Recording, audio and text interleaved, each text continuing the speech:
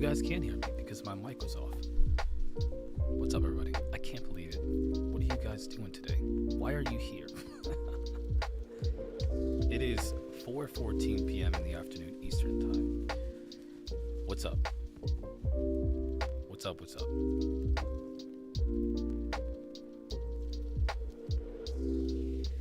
So what you guys are going to be essentially doing today is chatting with me while I do some research because I got to figure some things out. Lots of things, you know.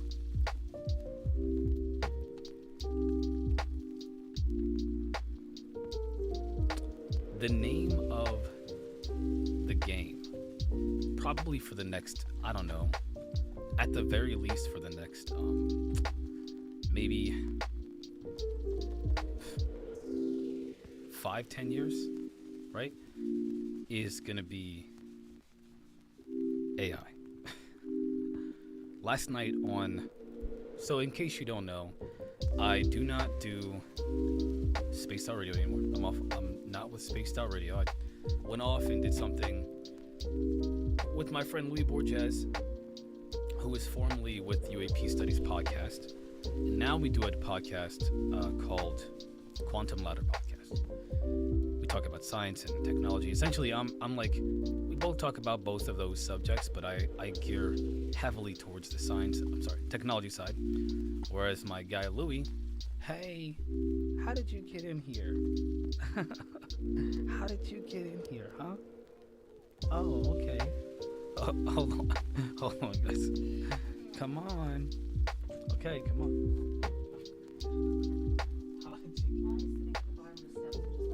She can't stop. Well. Bye. Sorry, one of the little ones just came through. Yeah, and Louis, my guy, is essentially the science guy. The very first episode we did 3 weeks ago was about infinity, ironically, very difficult to conceptualize, and nanotechnology, which was pretty cool. And then the second subject we did, which, in case you don't, let me pull up. Let me actually, hold on 1 second, because, oh, I forgot, I gotta pull up my YouTube chat too. Hold on, let me pull up the YouTube. You know what? I'm on Twitch. I see the view. I bet all the people watching right now, I bet you're all on YouTube. And I'm sitting here looking at the Twitch chat. Hold up. Let me fix this. How is my voice, everyone? Can you hear me? Pretty good? I hear it's not so great. Maybe I should kiss my mic. ASMR, is that what it's called? I hear people are doing really well with those streams. Oh, yep, here we go. We got Peanut and I think Alien Universe, right? Or, let me see. Yeah, I think so. Yeah, Alien Universe and Peanut. What's up, y'all? Welcome to the chat. Now I can see, now I can see you. Chiro Sound, what's up? Momska's here. What's up, Momska? Yeah, so like I was saying, that's what we've been, that's what I've been working on lately. That's kind of what I've been focused heavily on, aside from the fact that there's a new addition to the family.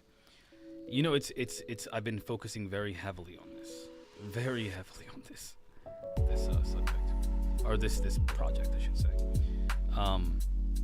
But anyway, so the name of it's not necessarily just a podcast. It's a show. Our first couple of shows are just kind of breaking into this, letting everybody know what we're about, what our interests are, things like that. But we're going to start having some really big guests. I can't say who they are, obviously, we don't know if they're going to, who knows, maybe something will happen between now and then, so I don't want to give it away. But let's just say we're 3 weeks in, and we've got people that are living legends coming to talk to us. Yes, I have a green screen now. I don't know how to fix that, to turn the green screen into something. I don't know how to fix that, so we're just gonna, go with it. I'll figure it out later. Maybe we'll figure it out on the stream here. But yeah, legends. Stay tuned. What's up, James? Welcome. Yeah, it's been great. It's been really. It's probably. I gotta be honest with you. I don't think I could have made a better change. This is a great change. I'm having a really good experience with this, and I have things to reflect on that really opened my eyes to the fact that what I'm doing now is fantastic. It's really good. It's really good. So now, those are essentially what's been going on, and that's why I haven't been live. That's one reason. The other reason, of course, is the new edition. So that's been, we just had. I'm a boy father, they say, like I've been, but I was a boy stepfather until 3 days ago. Oh my gosh, I don't know, 2-3 days. Yeah, so that happened, and so it's been busy, very busy. Now, I want to let everybody know I'm gonna spam the chat with the show because I really want you guys to support me there. I know that I'm here, and I will be here too. I didn't give up on this, but I am definitely going to be doing something. Oh my gosh, has it been 5 days? Dang. I'm definitely going to be obviously not going to be able to focus a lot on the normal topics that we all talk about. I will talk about them with you. We can chat, but I have to utilize this time for some research and content creation. So essentially, we're gonna be doing that together. Exactly. A king, if you will. Yeah. So there's that. And here's the thing, to be honest with you all, listen, I really like learning about pretty much everything, but I do like learning about ufology, aliens, extra dimensionals, interdimensionals, whatever. I love learning about that stuff, but I don't like contending with the community. It's very toxic, and as a matter of fact, I am very glad to be out of that community. I am very glad. I do not ever want to go back to that again, ever, in any capacity.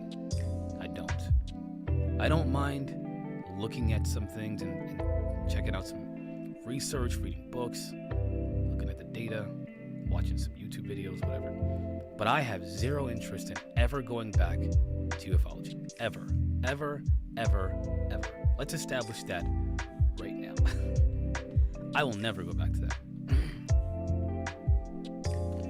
No matter what, I will not go back to that. It's just not worth it. It's just not worth it. And yeah, thank you so much, Peanut. Tell him I said thank you so much. I really appreciate that.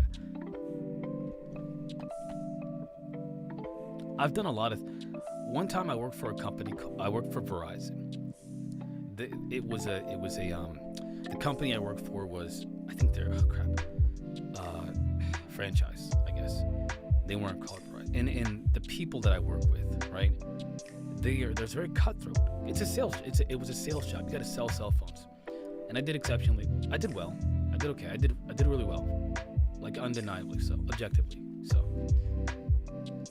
And obviously, when you do well, and other people do not, there can be some, as a byproduct, animosity towards you, right? So I experienced the whole gamut of problems with people from like everywhere. It was terrible. It was like, what? But it was so much fun that I dealt with it for as long as I could. Right? Ufology is worse.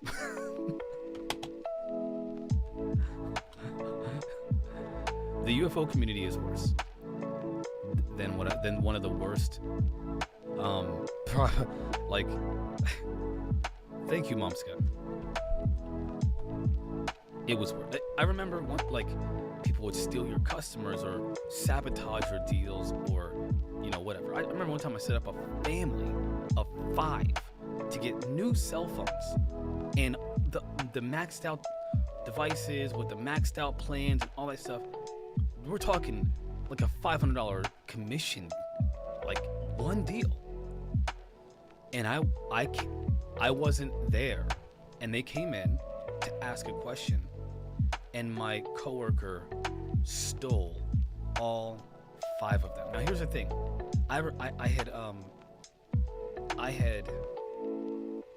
they called me like, hey, your coworker's helping us out, whatever.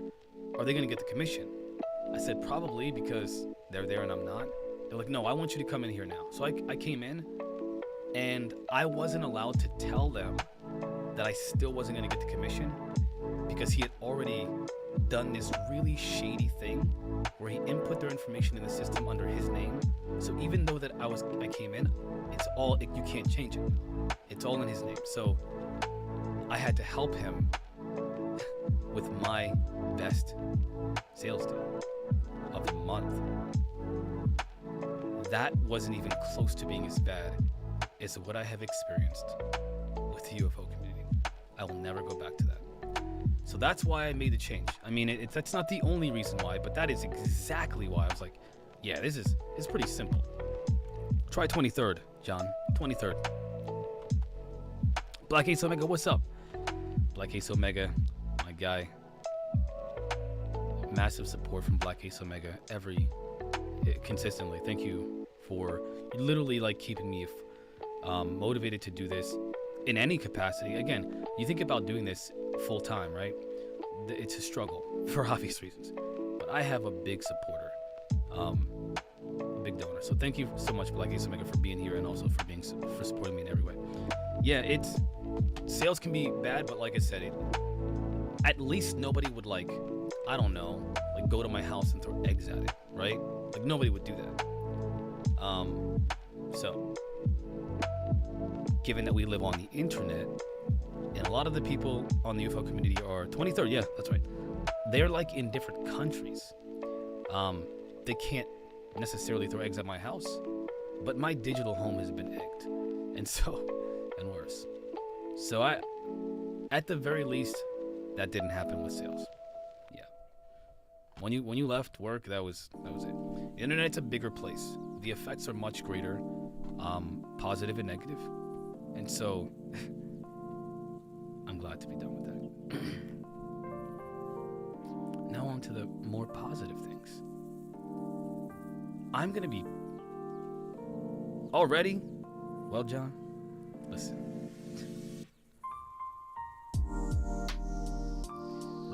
Live it up. Live it up. Love you too, Black Ace Omega. One love. Bob Marley. So, right. Well, I'm trying to repopulate the world. The scientists come to me when they need genetic material for clones and stuff. They're like, listen, we need 35 clones by tomorrow afternoon. I'd be like, all right. I put on my Rambo costume and I get to work. You know what I'm saying? Some days it does feel like 23, for sure. So yeah, so I do want to talk to you guys about something though. I think that I want to share I want to share something of note. Something that I think is going to be, the highlight of our century. But the highlight of this year and next year. Yesterday we did a talk on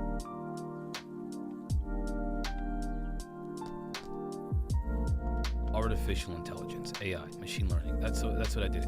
And then my friend Louis, he did his on robotics. Pretty cool stuff. A lot of things we can't show. YouTube is strict on that, but you guys get it. AI is taking over, y'all. And some good, some bad. But ultimately, I think that whatever it becomes, well, it's already becoming something big. there, think of it like this, right? What is the impact of AI, and why should anybody care about it? So imagine you built a hammer, and that hammer is like really good. And by the way, your hammer can hammer stuff, but it can also, I don't know, it can be used as a weapon too. Well, it's a tool that can be used as a weapon. Now imagine that I remember this moment in this one of my favorite movies of all time, and I've got a lot of those. It was The Last Samurai with Tom Cruise, and of course other great actors and actresses. But Tom Cruise was obviously the main character, and he was a Confederate soldier, or maybe he was a soldier. This is like right before, or right at the time that weapons guns were really becoming a thing in our civilization. And the US had come up with like a Gatling gun, essentially, a turret that you wind, But he gets captured, and he learns the ways of the samurai, and he becomes a samurai and helps him out, changes his whole perspective. Good guy. Even though he was a murderer, he was a more complex character than anything. His character arc was great in that. But ultimately, there was this moment where the people that were sticking to the ways of the samurai, the way of the sword, they were like, this is the way. But the Westerners were using these machines, these Gatling guns. And thank you, Alien Universe. Let me know if it's fixed. And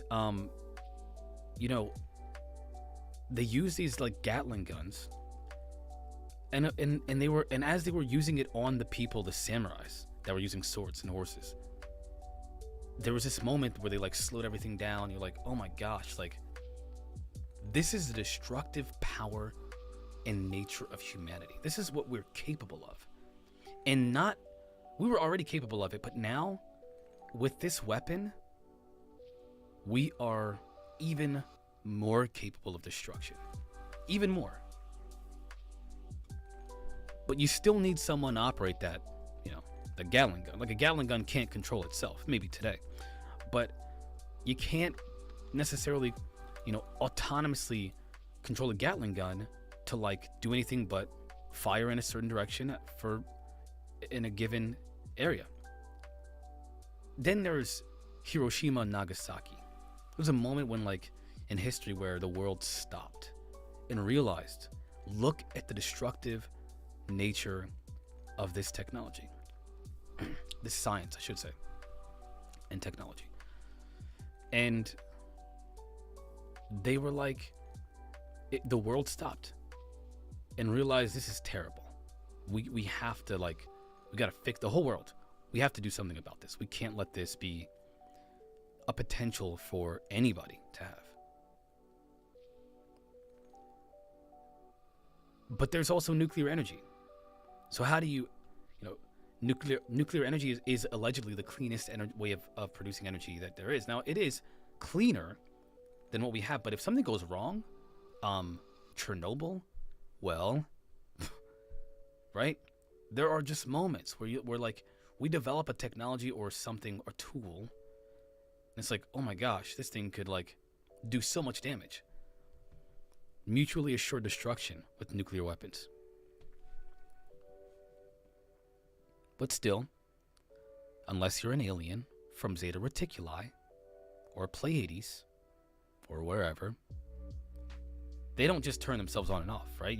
There's a lot of redundancies, there's a lot of protections for that. Now there's treaties.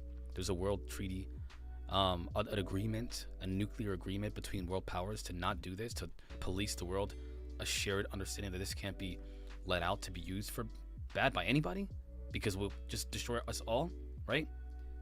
Okay, there's that.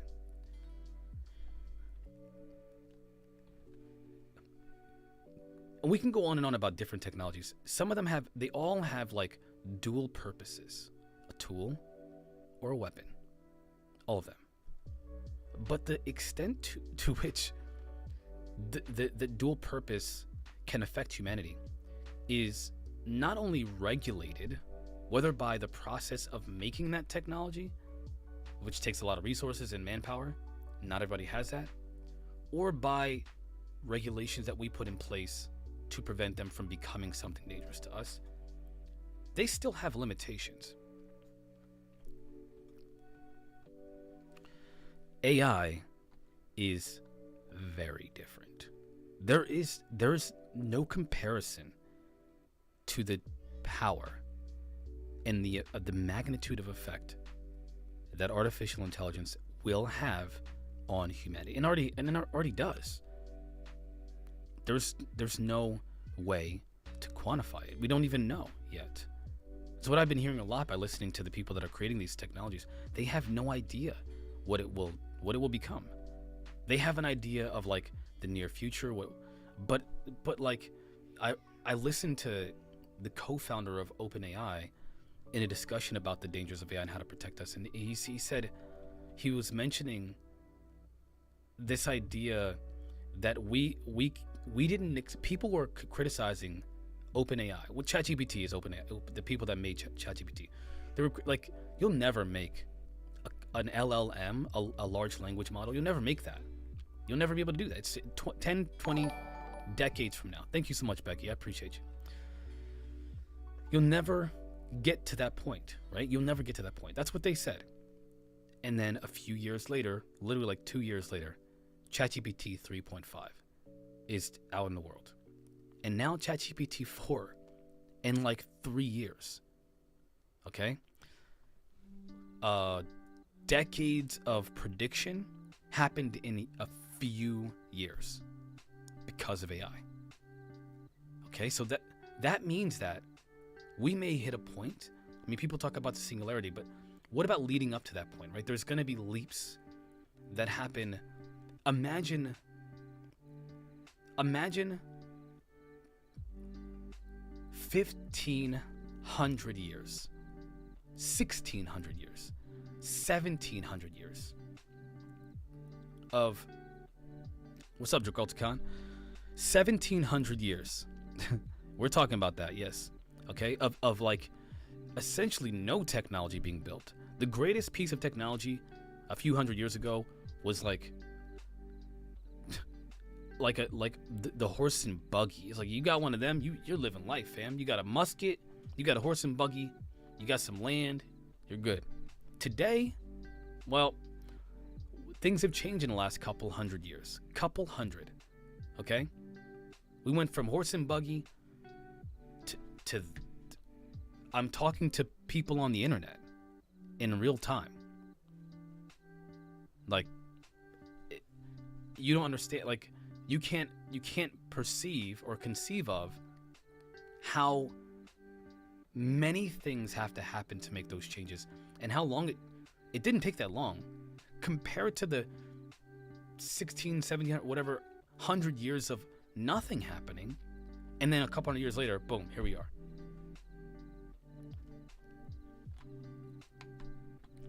With AI, you can make changes that are exponentially greater than that overnight. So, for example, let's say that I was like, okay, and the real center of this conversation about AI is the LLM, the large language model. It's like the ChatGPT. It's the center of it all. Okay, it's the center of it all. Google has Bard now. Now it's going to be Gemini soon, but we don't really know what Gemini is going to be like. They're making claims that it's going to be better than ChatGPT 4, but we don't know because we don't have our hands on it. Bard right now is not that great. But anyway,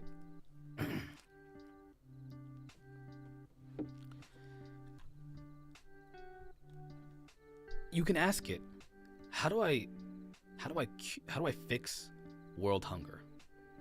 And because people have fed it data on economics, on geopolitics, on human behavior, trends, the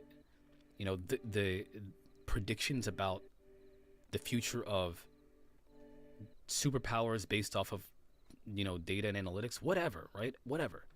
They feed it this information, and then it's like, okay, in a few seconds, here's how you fix it. Here's exactly how you fix it. And here's how you can fix it in 1 year. No kidding. This is what's being talked about. This isn't a fantasy. And if you don't believe me, just wait and see, I guess. But that's what it's like, right? Now that you can fix world hunger in a year. However, the downside. Let's say you say, I want you to fix world hunger, or help me fix world hunger. How do I do this? And then it's like, kill all humans. It's like, what? No. And then it's execute. And then boom, we're all dead. It's like, what? We didn't say do anything. How did you do? Because at that point, its objective is to fix your problem. But what if it becomes so intelligent and starts to reason, or is far more intelligent, and it just comes up with these callous outcomes. Callous as in that do not they don't necessarily like align with what we really want. Like, we want them to fix world hunger, but we don't want them to do it by killing us. Duh, right? Okay. To me, although the dangers are great, just as great as the benefit, well, in terms of impact, are equally as effective as the negatives. They're both the same. They're both impactful. The only way forward at this point is to use it, to learn from it, and to align it. This is what these people are talking about. You have to align the technology with our values, and teach it how to understand what those values are. That droid from Prometheus was weird. Not like that, better than that. Because keep in mind, that thing, like, my only reference, okay, to something similar to what I can conceive of a problem wouldn't be him. That's nothing. He is nothing compared to in Avengers Age of Ultron, right? Because Ultron, he woke up. He just spontaneously became conscious, tapped into the internet, and started freaking out. Look at what humans are. Look at what they do. They're destructive. They're terrible to each other. They'll destroy not only themselves, but everything on this planet. And he had a solution. He wasn't created to do that.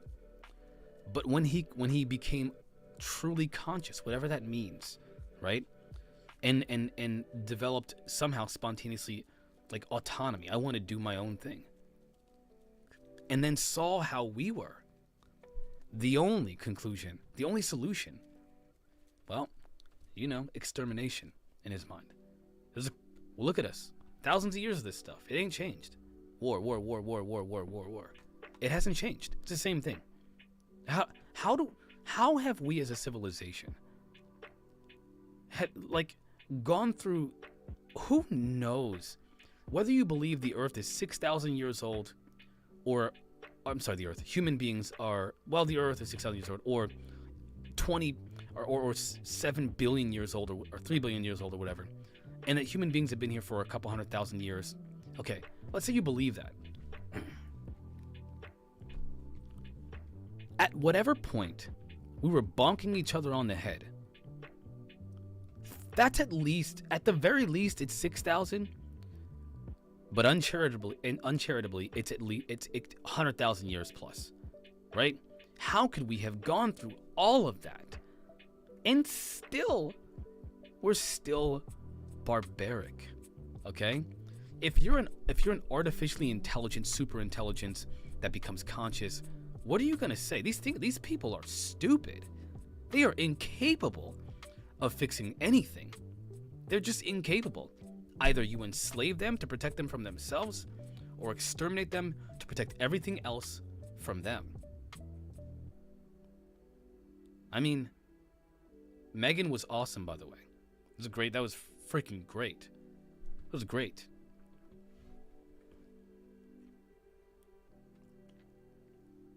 I agree, Chikaltakan, but he didn't have the same.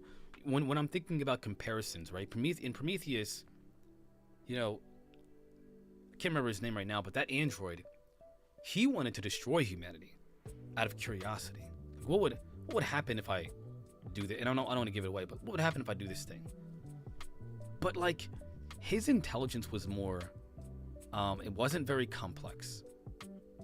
Like he didn't have complex intelligence. He had very simple, almost, I mean, they anthropomorphized the crap out of that dude.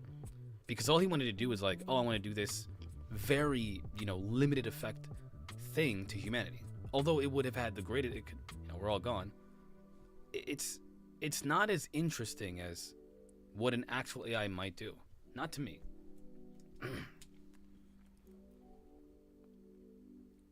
As a matter of fact, it's not even surprising. Not even a little bit. It's expected. Because what they're talking about is something unexpected, right? What if, like, he had to go through all these things? He had to travel to a whole freaking another planet. There's a lot of things he had to do, all right? But AI can do things that we can't even imagine. And it could do it instantly by accident. Like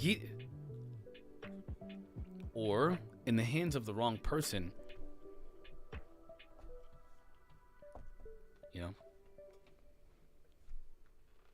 Yeah, he had a very childish and adolescent intellect. You're correct. I'm with you on that one. So, same thing with Megan though. But great movies, but like they're so simplistic in their objectives. AI, real AI, you can't imagine. You just can't. So, but on the contrary, I think it is not only reductive and simplistic and short-sighted. It's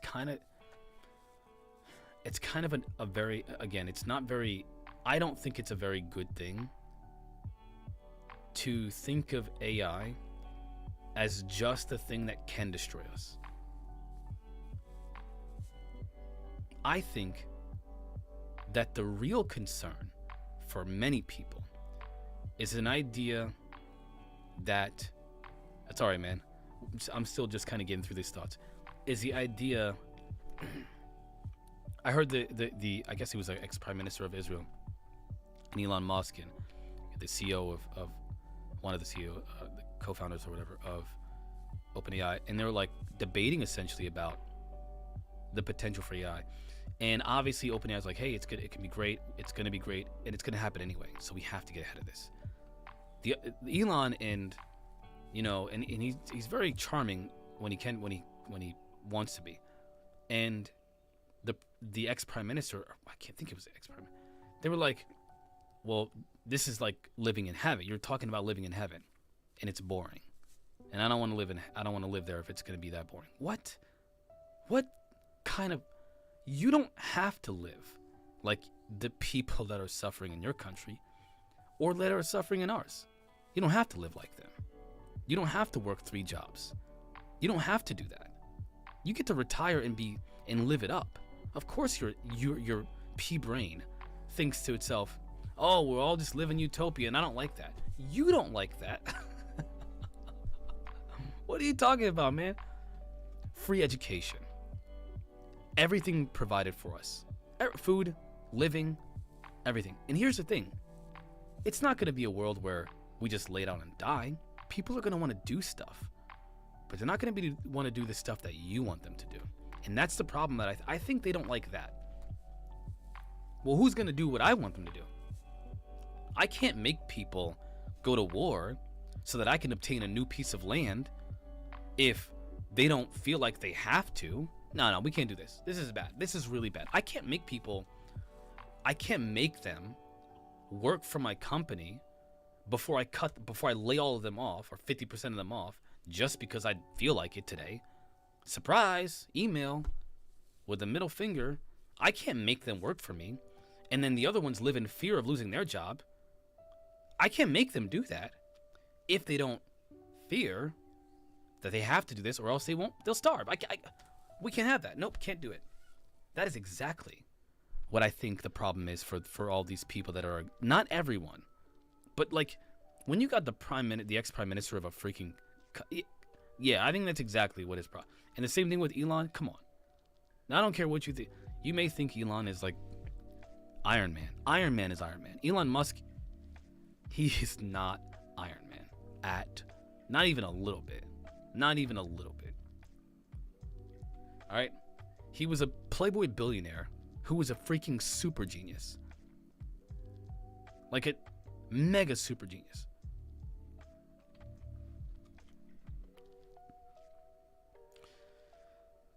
Elon is not that. I'm just going to be real with you. Okay, so the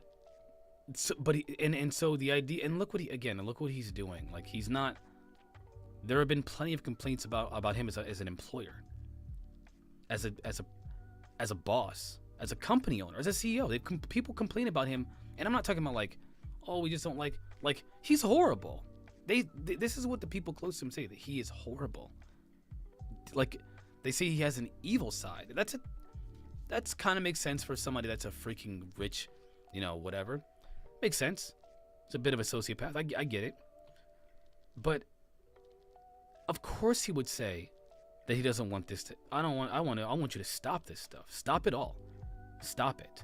Now the Prime Minister of Israel, he realized that you can't just do that because it's already being done by other nations. You can't just do that. You can't just not do it. You got to do it. But what they don't, listen, what they do not want is for us to benefit from the technology. So much so that we don't need them anymore. Do not be a fool.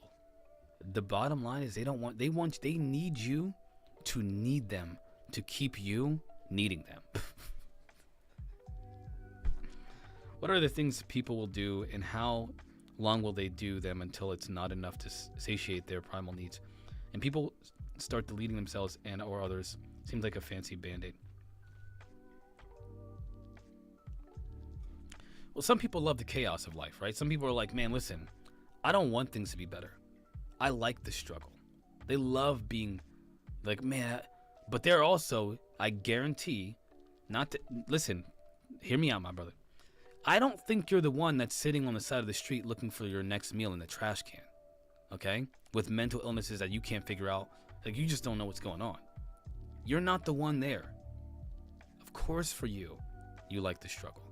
Because that struggle ain't the same for you as it is for somebody in Gaza or somebody in a third world nation where they're starving, where the cartel runs everything and they're afraid of getting them cheeks clapped. So they come in here. Or you're not the one. That's not your problem, right? So of course, like, you're like, man, you know what? I want to wake up every day and I want to try. I want to work hard. It ain't like that for everybody. Not everybody. Some people just want to wake up and get water and not die from drinking it. There's a lot of people. I think we talked about the percentages of people that are starving or have food insecurity in the world a while back. I'm sure, but when you're not there, your vision of the future is very different from when you are. Like, in this moment right now, the other day I got mad. I forget what I was. Oh man. Okay. I was like, my phone's dead. It's like 3%. I needed to use it now. And I got another phone, but it doesn't do what I need it to do, and it takes too much. It takes longer. I gotta fiddle with things. Oh, I'm not even logged into mine. This is just terrible. This is terrible. I was upset, very upset. Okay. What up, the Armenian? What's up? I was upset. Okay. Good to see y'all in the chat. But there's somebody else. It's like gotta walk miles and miles to get dirty water. We don't have the same vision of the solution to our problems as people that have greater problems than us. And so I do not get caught up in the trap of, because we're privileged. I'm privileged. We are privileged, right? In different ways. But do not let your privilege create the vision for the future of those who can share that privilege, who don't share that privilege. Because what you're essentially doing is you're advocating for the continuation of mass suffering because you don't suffer like they do. I think the world would be better if no one had to worry about eating, um, obviously drinking, stuff like that, the basic needs in life, having a home and electricity. No matter how you look at it, no matter how you look at it, the world would be better. Even if people take advantage of it, the world would still be better. Artificial intelligence, the topic is artificial intelligence, and because I've been really big on this, I've been wanting to talk about it, and I figured, you know what, I'm just going to jump on, I'm going to say what's up to y'all, we're going to reconnect and have a convo, but it is really good to see everybody, seriously. I'm happy to be here. I've really been focusing on that other project. But listen,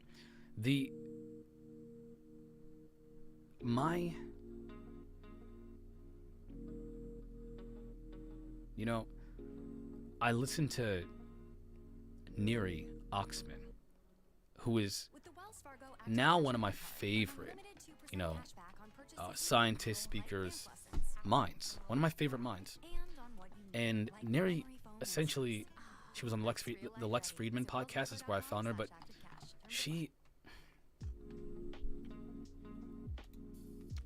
talks about the idea of a synergy, right? Of nature and technology, where you don't make technology, you grow it. And it's complex, and it's not fantastical, by the way. She's doing this stuff now. She created she used silkworms to create, like a pavilion or something like that. And it was amazing. It was amazing. And she did it with nature, with things that are already natural. You could build homes with things that grow, clothes, versus making them with cloth. That you have to tear a tree down and break it. You got to cut a tree down, or you have to kill an animal or whatever to get the material. You get to grow cotton. What if you can literally grow it, the material that you need to build houses, to build everything? That's what her mind is, and her work is all about. She's very, very intelligent. So yeah, not exactly. More like, stuff. But you don't have to have the kind of world where people are just lazy and enjoying, the fruit of somebody else's labor. They would be enjoying the fruit of something else's labor, like AI, automation, robotics, right? Things that are already transformed. By the way, here's the funny thing. AI for them and not for you. Robotics for them and not for you. GM, General Motors, cut their staff, caused a freaking pandemic of unemployment, right? But they're doing just fine. Why? Because they use automation and robots to fix it. There are companies that are replacing all of us anyway. We're just not benefiting from it. So the idea that AI, that it's funny.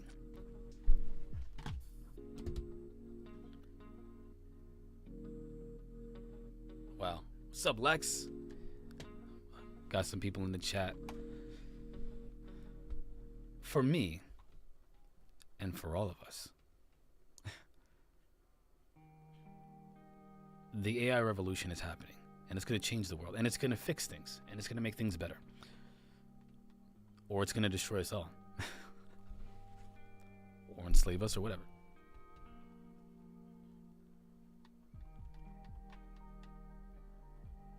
So that's what I have to say about that. I want to leave it open. You guys got any questions? I just wanted to rant. I figured, you know what? Instead of ranting to the unicorn, driving her insane, say, oh yeah, that's great, for 45 minutes like I just did. Why don't I talk to y'all? And so I did.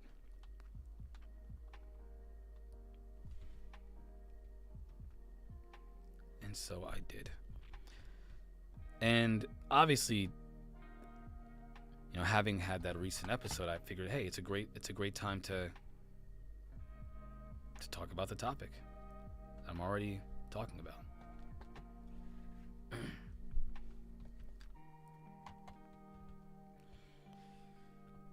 So yeah. So what's up?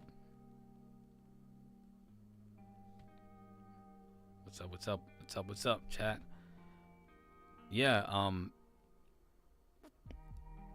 Yeah.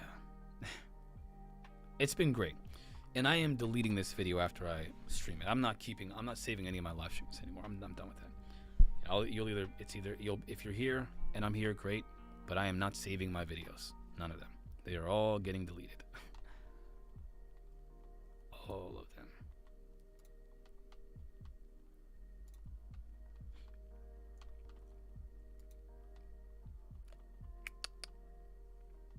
So,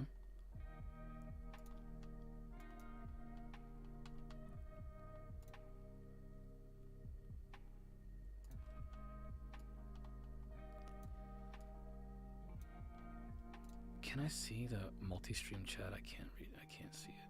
Dang it. I hope everything's going good.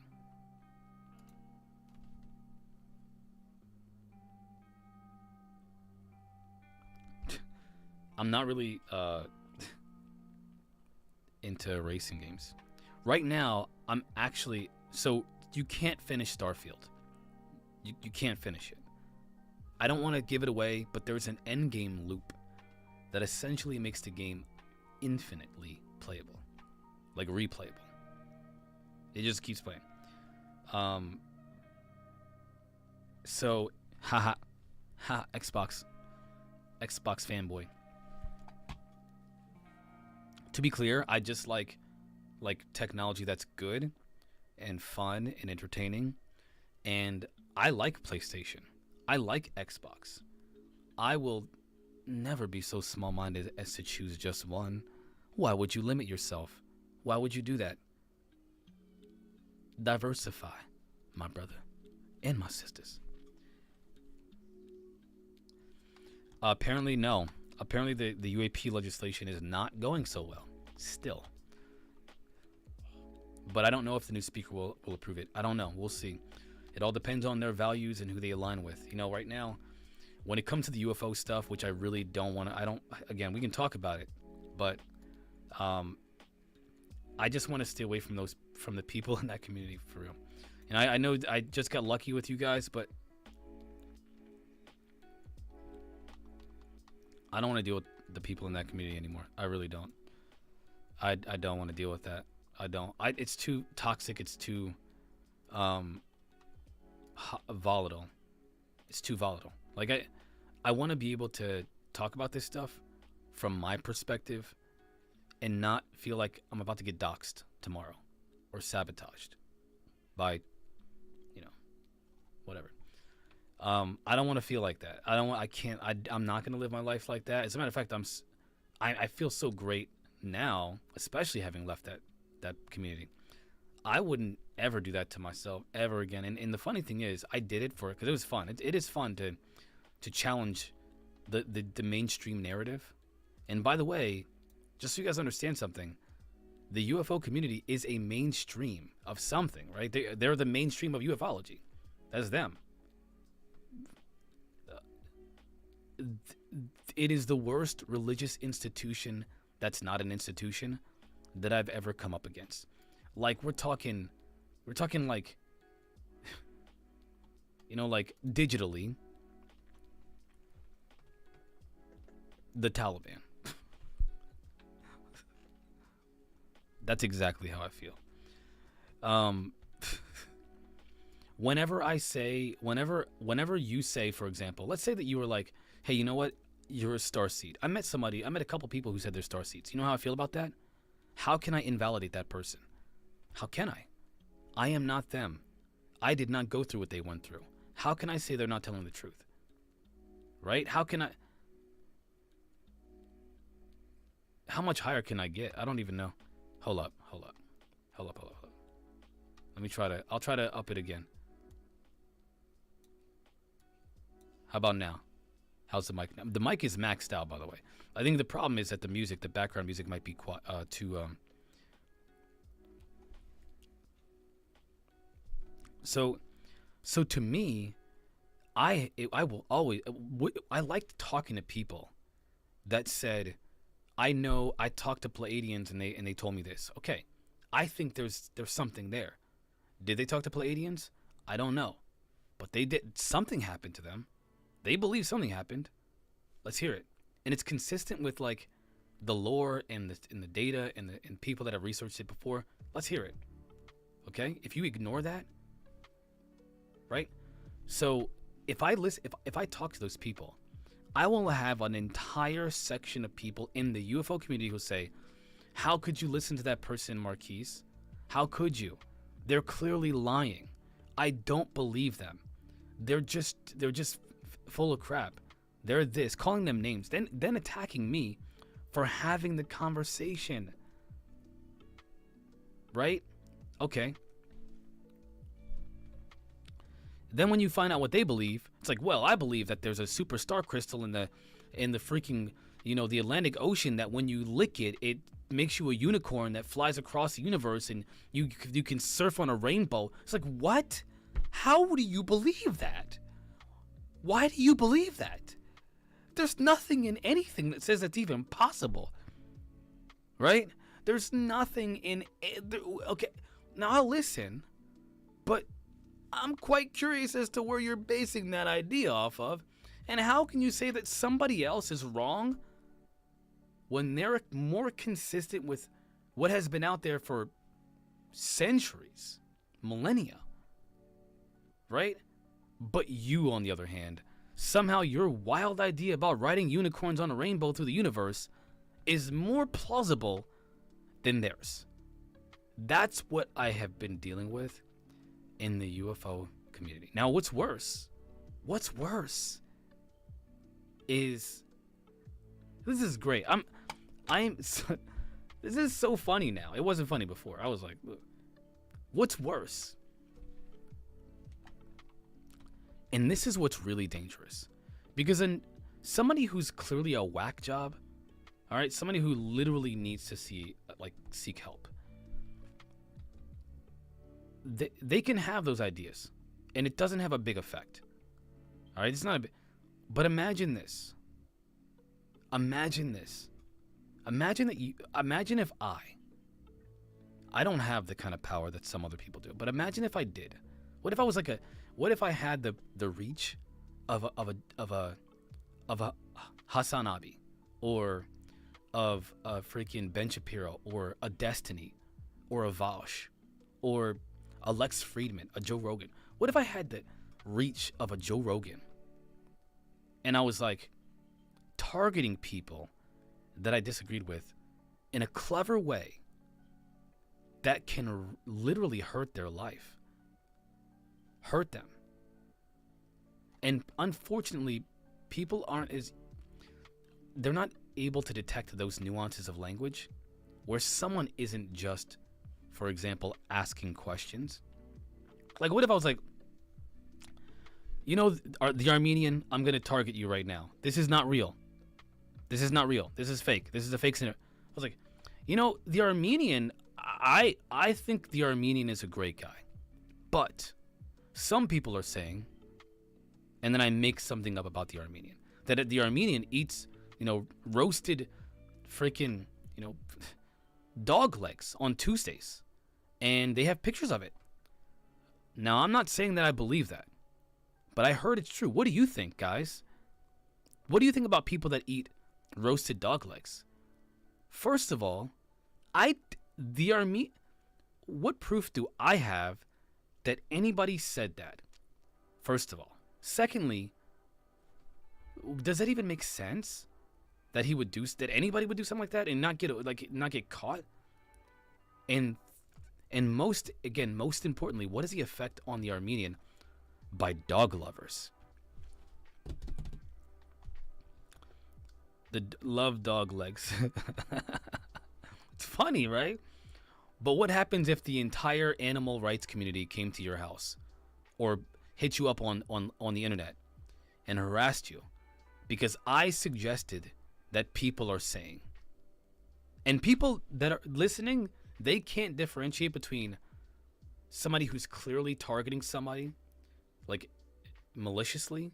They can't differentiate between that. They don't have the cognitive or the reasoning and the critical thinking skills to be able to see that for what it is. And that's the danger of, like, I don't want to be a part of that. I don't want to be a part of that. Bryson would have some kind of inappropriate, you know, comparison. Like he'd have another example or scenario illustration of something far more inappropriate. I'd have to be like, hey, I'm live, bro. Hold on. And you know what? So I've been having the time of my life, man. And honestly, I've only, we may only right at the time being one video a day, but that ain't all we're doing, y'all. We're doing a lot more than that. And honestly, Louis is doing big. Just you wait and see. We're going to be doing a lot of great things. I'm really excited. I'm mostly excited about what I'm mostly excited about what we can do. What we can talk about. Where this is going. Who we're going to be talking to. And having a really positive impact. Y'all are wild in the chat. Y'all are wild. Y'all are stupid wild. I can't stand you guys. So I can't with y'all. You know what? One of the most important things that I realized in the very first week of what me and Louis talked about a lot is, like, think about, like, what impact our presence online has on people. What will it be? And, like, nobody's going to be able to come onto my show and be like, nanotechnology is came into my house yesterday and told me that all Mexicans I should go to the border and load up my, you can fill in the blank. Nobody can do that because there's nothing in my rhetoric that would even suggest that. But you know what? To me, that's really important, that you can't, like, take what I do and say and then somehow manipulate it into, like, and find, like, something on the dark web or the corners of Twitter, formerly Twitter, now X, because Elon's a strange guy. And be like, oh, there's dogleg Twitter. And on dogleg Twitter, this is what they believe. And I believe that on dogleg Twitter. And somebody's like, no, there's catleg Twitter. And you know what I'm talking about when I say dog legs. There's roasted catleg Twitter. And on roasted catleg Twitter, they say this, and I believe that. Nobody can do that to me. Nobody can do that. You know why? Because unless you're absolutely insane, first of all, the scientific community will not stand for that. People that are into technology, nah. People are very astute learners in the tech community. They're very smart people. Very. And they may not be like, there's some mentally ill people all over, but, like, you're not going to be able to get someone who's, worshiping an AI demigod. Yet. And that's important to me because I've ultimately wanted to have a positive impact. I want to have a positive impact on people. I want people to be able to just feel good about what I say, how I say it, and what my real intent. I want them to be able to know what my intentions are. I don't want there to be any kind of misconception about what I believe, what I think. I don't want there to be a manipulation of data and facts. I don't want there to be a misinterpretation of my presentation of those things.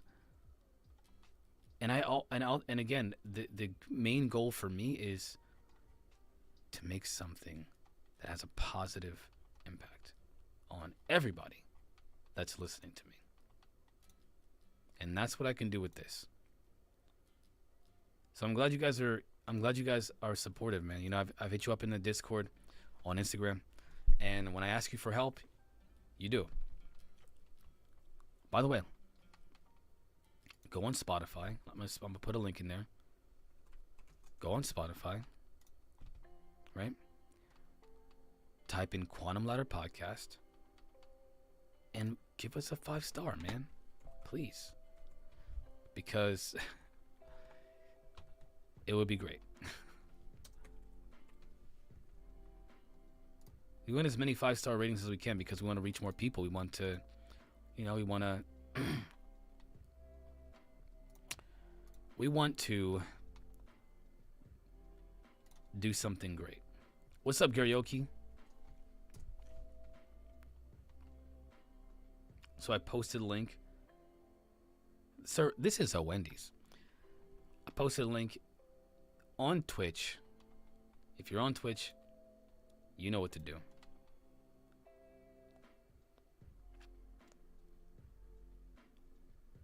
Hit up that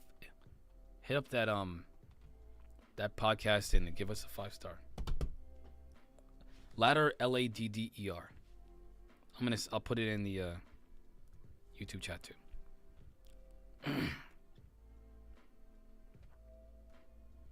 Yeah, the latest episode is about AI and robotics, so it's really interesting. We didn't even have enough time to talk about everything, but we had to. The most difficult thing we talked about this is like condensing a week's worth of research into like 2 hours, but not 2 hours because each of us explored a different topic. 1 hour. I couldn't have picked a bigger topic than AI. I couldn't. A more complex. There are things about it, like the algorithm aspect of AI is probably the most challenging for me because I understand the concept of an algorithm, but like how they're using the research for, I guess they call it like multi. What do they call it? Crap, I can't remember the name of it, but it's like a multi-dimensional approach to different algorithms for different purposes that work cohesively together to create what we see, that AI that we interact with and that does things for us. It's a big topic. So yeah, hit that up. Show us some love. Please. Right now I'm actually working on creating some content for the page. That's what I've been doing.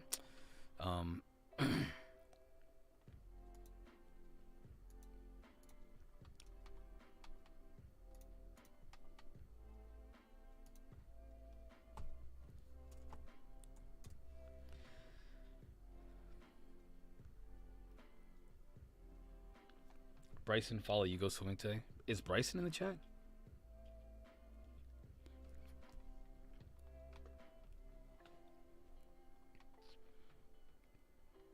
Yeah. It's a big world out there, y'all. I want to show you guys something. You know what? Thank you guys for the support. I appreciate you. I want to show you something since we're talking about it. I couldn't show this on the YouTube channel yesterday, but y'all got to see this. This is crazy.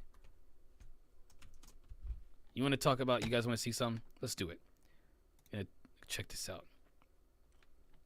This is the mouse wireless charger that nearly bankrupt the entire business. Wow. All right, let me stop. Sorry, I can't. Oh, this video is by CNET. It's about Meta's AI. Meta's AI. What up, Bryson? What up, my boy? Listen, if you guys want to come on after this video, jump on. We'll talk about some things. Let me know. I'll put a link. I'll post a Zoom link in the Discord. This game, by the way, I'm hoping that they improve it. It looks like it could be awesome. I played it and I was like, oh man, I really wanted this to be successful. It's not great. I don't like it. It's just like, it's like a Fortnite. It's essentially like Fortnite, but more PvE, or they call it like PvPvE, I think. So you're playing against each other, but you're playing against each other against an enemy in the environment, and you don't fight each other directly. You try to score the most points throughout your play. That's dumb. I mean, it's better than PvP. I think PvP is a barbaric, primitive type of gaming. It's stupid for the most part. I hate the fact that people focus more on PvP and not PvE, where we're working collaboratively against an enemy in the environment. That's fun. And if you're going to do a PvP, it's better to, for example, see who can get the most, I don't know, damage points, who has the most DPS during a mission. That's fun. Not like, can we kill each other fast? That just seems literally like primitive. So, this game, Synced, don't recommend it. Hey everyone, welcome to Connect. We are incredibly proud to introduce Quest 3, the first mainstream mixed reality headset. Okay, two things. One, I desperately want one of these. Desperately. But there's something else I want even more. And you'll see in a minute. This is going to be cool. I couldn't show this on the stream yet because, again, YouTube policy. But this isn't going to be up on YouTube. So, I'm going to break some rules here. I'm going to go use the restroom, and I'm going to let this play while I do so. Quest 3 is the most powerful headset that we have ever shipped, and it allows you to blend the physical and digital worlds together. You can navigate it with just your hands if you want, and the hand tracking is getting really good. Or with these brand new precision controllers that we've designed for games or work or things where you want some extra precision. And of course, it's completely standalone. No wires, no battery pack, nothing like that that's going to break your sense of presence. So when you put on Quest 3, you see the physical room around you. Only now it is a canvas that you can bring your digital objects into the world. Quest 3, it understands your space, so you can play with the world around you. You can solve Lego puzzles, or you can build your own creations on any flat surface in your room. You can play games like BAM with your friends sitting around a table, whether you're physically right there together, or even if they're far away. People love working out in Quest. But now, if you're doing a body combat workout, the targets are going to come at you in your physical room, whether you're in your living room or if you're in your home gym. You're be able to look around and see the room around you, so you're going to be a lot more comfortable, swinging your arms and moving your body. Now, these experiences are possible because Quest 3 shows your physical space with 10 times more pixels than what we had on Quest 2. And it automatically maps the space that you're in using 2 dedicated color camera sensors and a depth sensor, which makes it so that if you pick up a digital ball and throw it at the physical wall, it'll bounce off it. Now, this also means that you're going to be able to take a big virtual screen and just drop it wherever you are, and it'll show up in your physical room. And this is going to unlock a lot of awesome experiences for hanging out with people, watching content, even if they're not there with you. Now, one thing that I'm pretty excited to share today is that Xbox Cloud Gaming is coming to Quest in December. And next year, we're launching something that we call augments, which are basically persistent, spatially... All right, hold on. I don't know what's going on. My mic is bad, apparently. I don't know what the heck's going on. I don't know why it's doing that. Yeah, my mic is really bad, actually. Jeez, thanks. Jordy, what's up, Jordy? Midwest Night Watcher, what's going on? Good to see you guys in the chat. So, let me just tell you something real quick. First of all, the Quest 3 is not a Quest 2. The Quest 3 is it's a mixed, so there is augmented reality, which is where you see digital information, like through a pair of glasses or whatever. There's virtual reality, where you're inside of a different world, where the whole environment is different. You're like in a made-up world. And then there is mixed reality, which is what everybody's talking about. They're talking about, I think Samsung calls it extended reality. Everybody else calls it mixed reality. I don't know if they've changed their wording. But yeah, so So, mixed reality headsets are the future, not VR. AR is obviously going to be an element, but I think VR is going to be less, less of a focus than mixed reality. So, mixed reality is where you mix, hence the term mix, digital information or digital objects and things into your real physical reality. So, just like they showed, where they're like, hold up, let me pull this up. Okay. See that right there? That is like floating over a table, not like on a screen in your eyes. That's like, it looks like it's in the distance. That is the power of mixed reality. But check this out. It gets better. The anchored digital objects that you And it does it in full color, but there's more. can interact with. So, you can put a frame on your wall with photos and videos. Yeah, see that? Yeah. Check it out one more time. You can put a frame on your wall with photos and videos from Facebook and Instagram. You can put a digital Check it out. That's cool. Okay? That is that mirror, that's a real mirror, but the mirror itself, the mirror frame, I think. This thing here, it's something, it could be a trip to Hawaii. You can just open it up and then you're in Hawaii. But it knows your environment too, or whatever. portal next to your physical workout gear, so every time you walk by it, you can easily jump into a supernatural workout. It is the most powerful headset yet with the next generation processor, better displays and optics. It's 40% thinner, a lot more comfortable, and it comes with the great new precision controllers or the awesome hand tracking that has just gotten a lot better. End to end, we have designed this thing and optimized it, the hardware stack, the software stack, so it can deliver amazing mixed reality and the world's best immersive content library. So there it is. Okay, so that's cool, but it gets even crazier. So mixed reality is, it's a mix between virtual augmented, but it's not just that.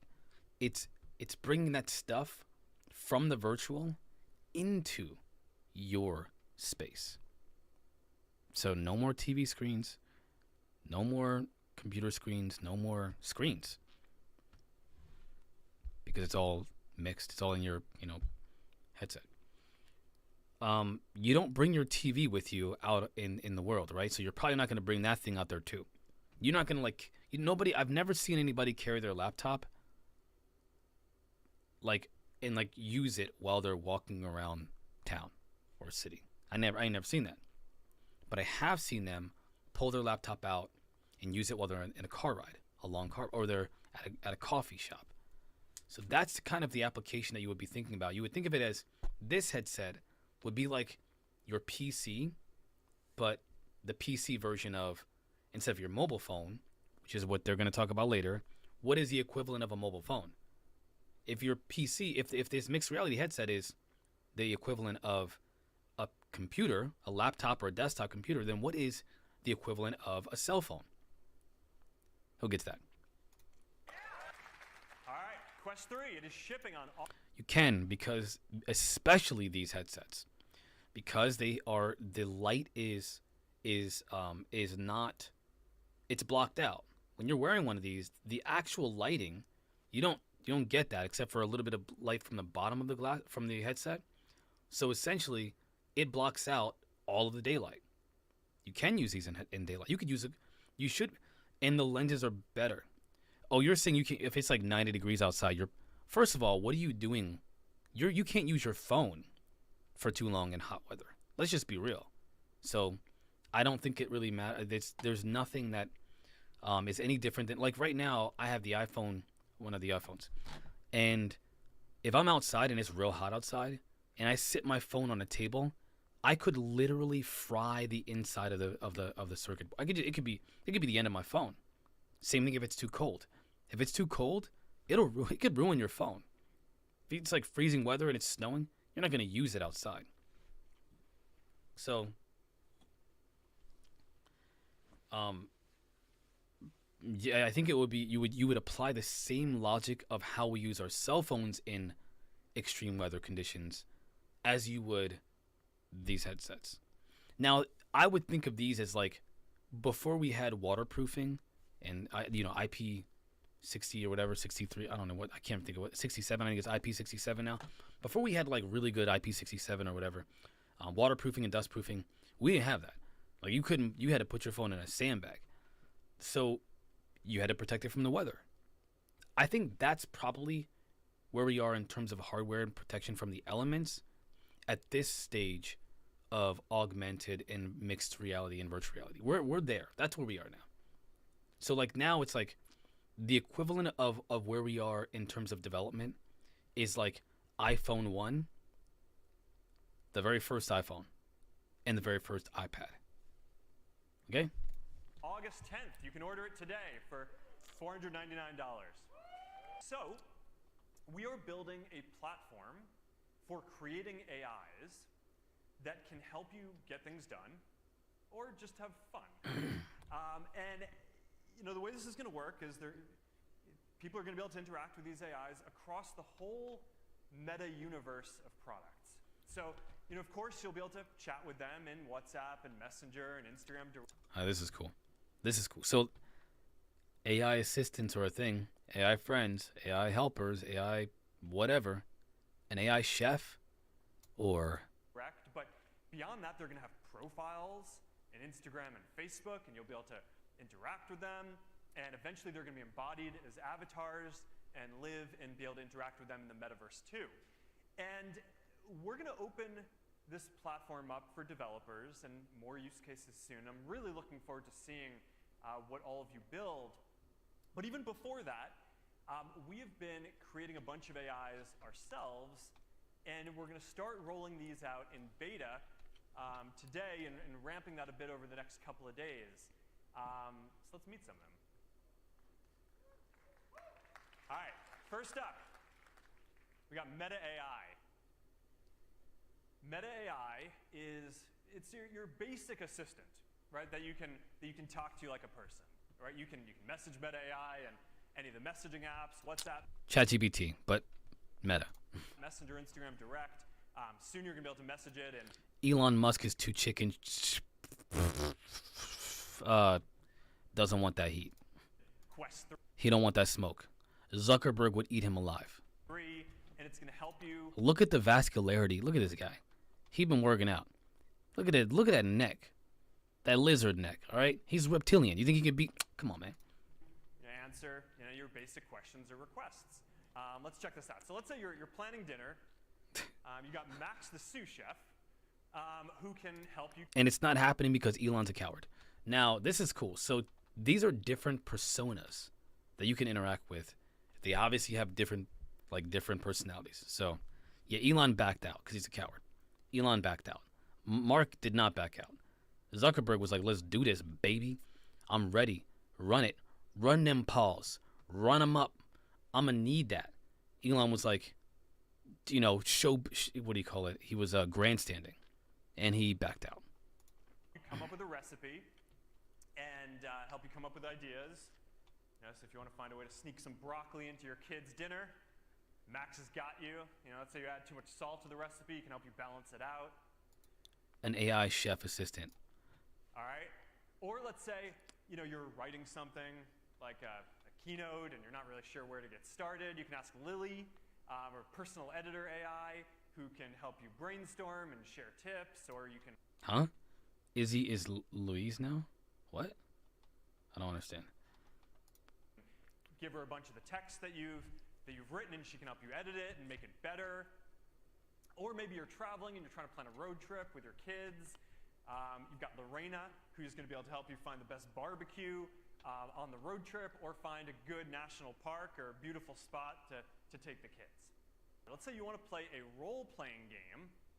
Oh, this is the best. This is the best one. This is wild, y'all. I couldn't believe this one was like, what? Well, now you can just drop the dungeon master into one of your chats. This dude's not a dungeon master. And let's check this guy out. Let's get medieval, player. He even looks like he just got done smoking before he did the AI. He's an AI. It's not really Snoop. Why does he look high? Why does Snoop look high when he's not even real? Who hasn't wanted to play a text, adventure game with Snoop Dogg? He calls him Snoop Dogg. Snoop Dogg. I know it's a slight nuance of language, but it's Snoop Dogg. Snoop Dogg. We're also very focused on giving all of you My voice is low, the guys, ability today. to build Sorry. AIs too. That's So funny. we've been creating something that we call AI Studio, and it is a platform for building Oh, I see what you mean. Okay. I was like, what? Okay. these kind of AIs. And we're starting by opening up the API for The AI glitched. integrating into our messaging apps to start. And that's going to open in the coming weeks. We are also building a sandbox so that people who don't Yeah, so they're gonna allow people like businesses and everything to essentially create their own AIs. But here's the cool part right here, and this is I think for us like what is this gonna benefit? So where you're going to be able to have these AIs will be able to be embodied as avatars. You'll be able to make them as NPCs in the different games and experiences that you build and all of the different Horizon worlds. And I just want to tell you guys, like, don't believe in your head that like, oh, all of a sudden everybody's just like randomly making their own AI. They've been working on this behind the scenes. Like this is not like they're just randomly copying off each other. They have decided that they absolutely have to collaborate together on these technologies. They have to. Maybe not like exactly, like they're probably not using the exact same data sets, but in terms of creating an AI, everybody's getting into the game. Everybody's getting into it. Everyone is. And so the fact that like now Mark's going to make these AI companions that you hang out with, you play video games with. I mean, we talked about this before, but like imagine when you're playing a video game and they feed that all the NPCs have an unlimited amount of dialogue and you can talk to them. And they know the world, right? Whatever world you're in, like if you're in a Skyrim or whatever, Skyrim 5, 6, Skyrim 6, I mean, and like all the AI like knows Skyrim 1, 2, 3, 4, 5, and it knows, Elder Scrolls. It knows all this stuff. And you go into this world and all the NPCs have a personality. They all have everything, a life, a background, everything. And it evolves while you talk to it. And every single person has an individual experience with that AI. Everybody has one. The storylines will be dynamic and they'll be changeable, which is why you should play Starfield. And like it's gonna, I mean, I think it's gonna be crazy. That's wild to me. Or like you want to do, you ever wait in a lobby for a 5v5? You're like, oh my gosh, not anymore. I think that's going to be really neat. So that brings me to Why you hating, fam? the last thing Why you hating? that I want to Hold on one second. I got something for you.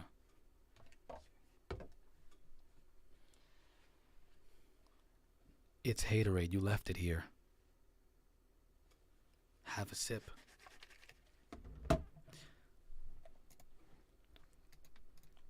show you today, which is the next generation of Ray-Ban Meta smart glasses.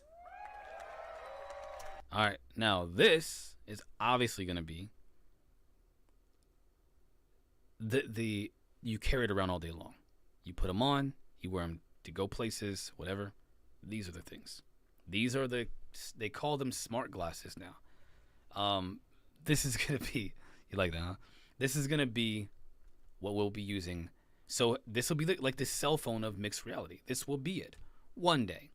Clearly, it's like right now, it's like it's still cool. Okay, so wait, look what these things can do before I go off on a tangent. Now these are designed so you can stay in the moment and stay connected without having to take your phone out. You can capture what's going on around you. You can share with your friends in the world. Everything about this is upgraded That pizza was mega cheesy.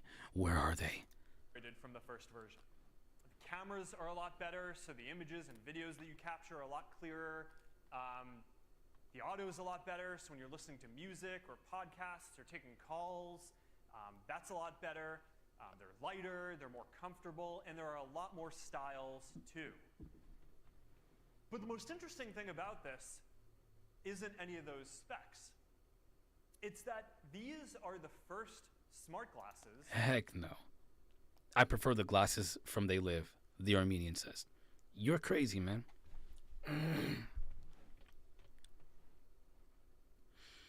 No.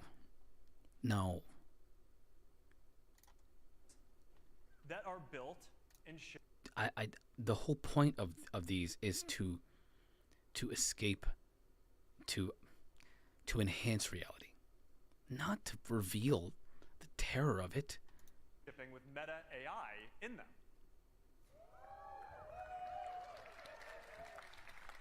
I don't even know how they're doing this. Like, where's the chip? So, starting in the US, you're going to get this state-of-the-art AI that you can interact with, hands-free, wherever you go.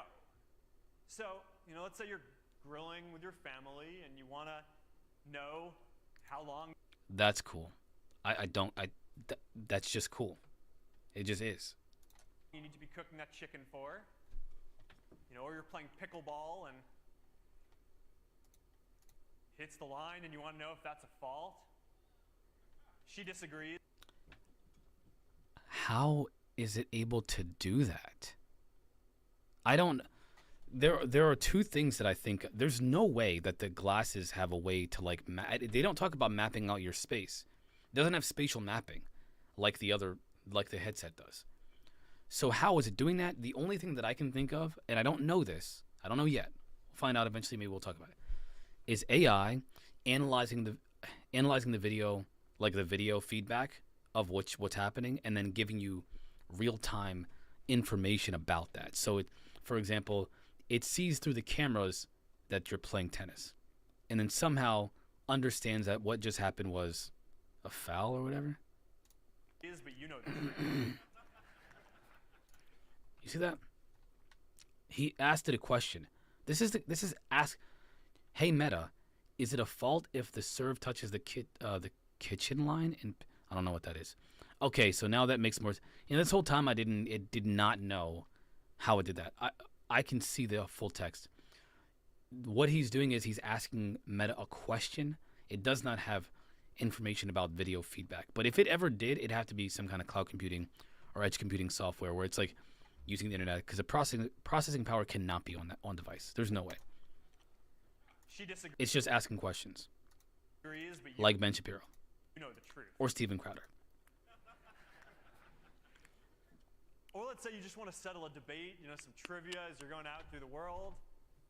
Just ask your Ray-Ban Meta glasses and they'll respond and get you the answer. You are going to be able to live stream to your friends and followers from your glasses. All right, That boy fresh. So that's cool, right? That's kind of cool. Ain't nobody got time for that. That's going to be cool. I don't care. I don't care. But it gets better. Because if you haven't seen it, guys and gals, and non-binaries, and demigods, if you haven't seen it, you're going to see it today. All right? Check this out.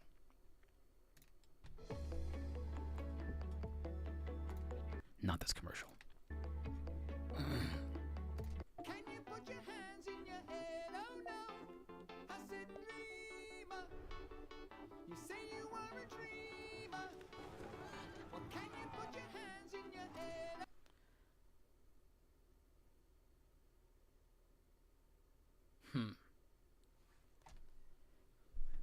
Is everything okay? Hopefully.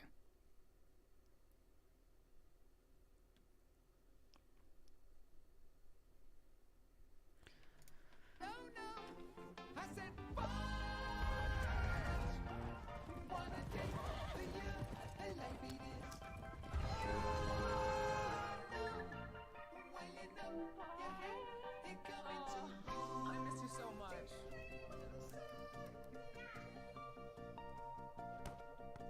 Okay.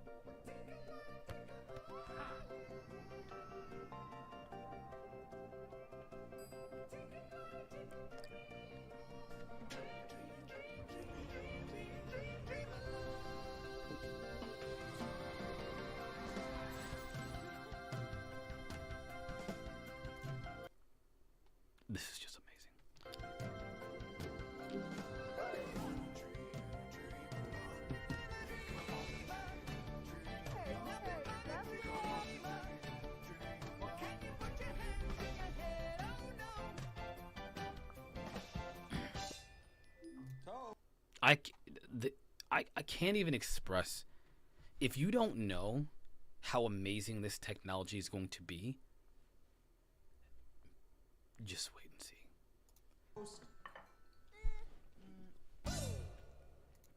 That was a weird ending, but that's cool.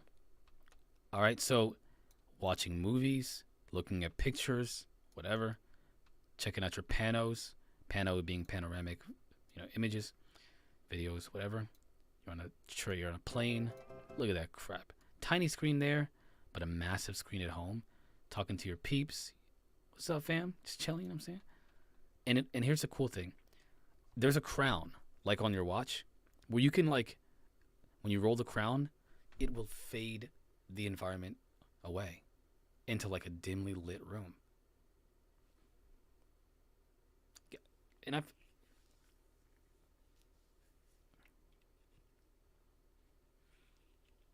I've heard people who've used these things talk about them. They are blown away.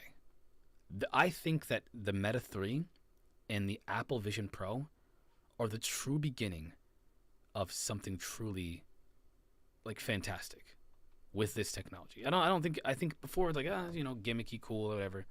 I think this is really the thing. However, I think it's $599 or $499 for the Meta 3.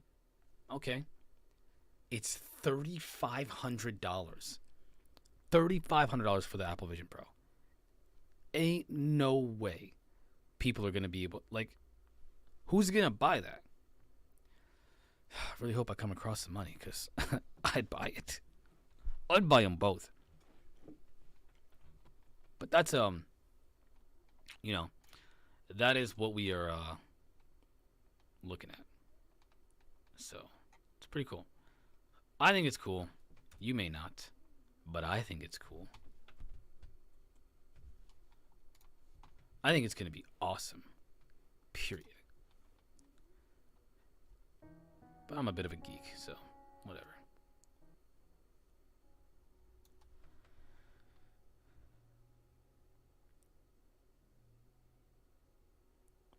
I don't. Draculta Khan says still gimmicky if it's in snow goggle form at the.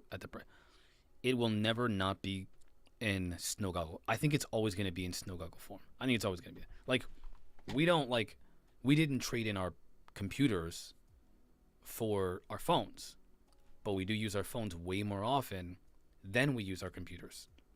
But when we want to get work done, when we want to play a really powerful video game at high graphic quality, whatever, we use our computers. It's kind of like that. Like, no, people are not going to be running around outside with giant goggles on, but they will be using those glasses. Guaranteed. Every day. If you no longer have to, and this is real, this is coming very, very, like, it's out. I think the Ray-Bans are out now. Let's check it out. Shoot. Yeah, I think they're out now.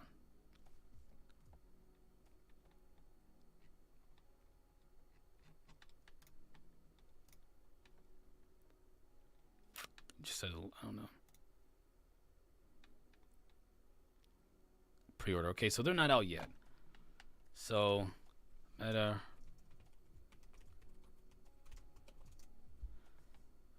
When is the release date? October 17th. Not long. 9 days. What's up, Peanut? Welcome back. Listen, you missed it, Peanut. You missed it. I'll play another cool one in a little bit. We're talking about smart glasses, augmented reality, virtual reality, mixed reality, and artificial intelligence. So you have to. What do you think your cell phone is? Hey, I need a new pair of socks. Facebook. Why am I seeing ads with looking for socks? I got you. Why am I seeing ads for socks? Because you just mentioned it. And they're listening. They're listening. So you forget about everybody. I want you to do me a favor. Do yourself a favor. Dispel the idea of privacy. Just chuck it in the trash. You're not good. You don't have. Who has? Edward Snowden told us that we don't have it already. So let's benefit from these technologies. So, you know, what can sickos do with your phone? Has anybody ever taken if you've ever taken your shower, if you've ever taken your shower on your phone, let me know. If you've ever taken your phone in the shower, a hacker's dream. Who needs glasses? You ain't gonna be taking your glasses in the shower, but you'll take your phone in there. You'll hang it up, looking right at you. Butt naked, right? You're in the shower, dripping wet, butt naked with soap on your butt crack, and you think that hackers ain't looking. If they want to do it, they're gonna do it anyway. So why not benefit from these technologies while you recognize, it's already happening.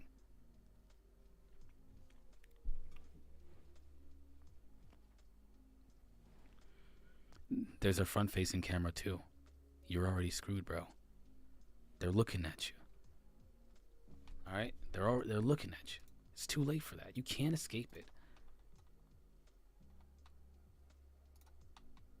No matter how hard you try.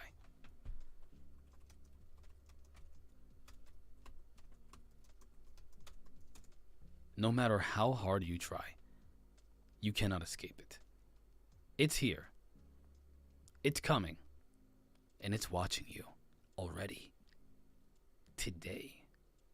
So, it's cool. I think it's really cool. I really think we're going to be seeing some really cool stuff, man. The freaking thing can learn. It knows sign language. Man, listen.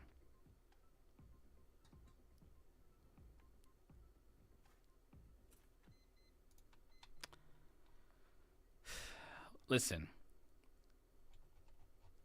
We're not too technologed. All right? We're not. We are. I'm just kidding. We are. That's a lie. We really are too technologed. I accidentally sit on my mine like these TikTok virals. Let's just hope Jesus comes home soon. It's getting weird on Earth. Wait until we have a super intelligent artificial AI that it's like, you guys suck. I'm going to fix this. And boom, we're all slaves.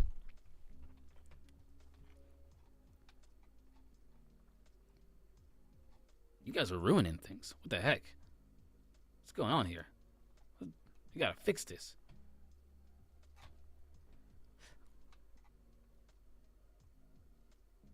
VisionWise 1. This is a really cool video. But it's yeah.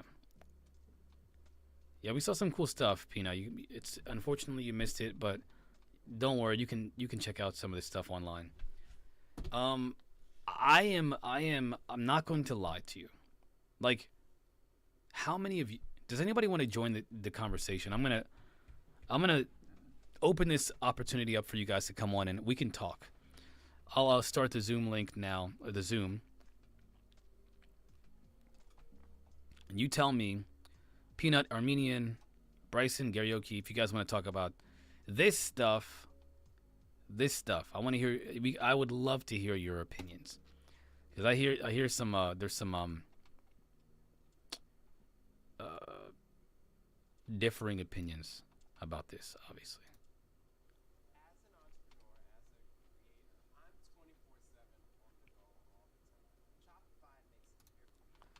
Listen, man. All right. I don't know why you believe that you are protected by anything. Why do you believe that?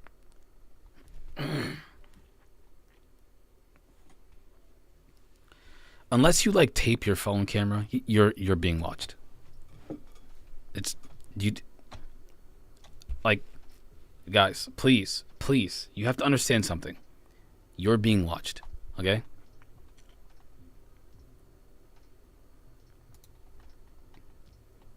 So, I mean, I don't.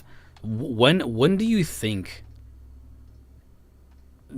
What do you think privacy means today? What I mean in the within the context of our technological society, cell phones, watches, smartwatches, computers, Alexa, voice assistants, smart robots, drones, cameras, home security systems.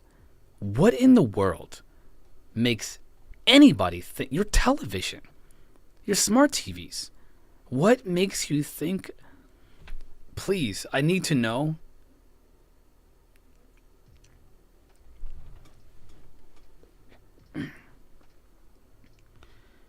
Okay, that's useful, Platonic Zombie. I have one of those too, by the way. But only on the back.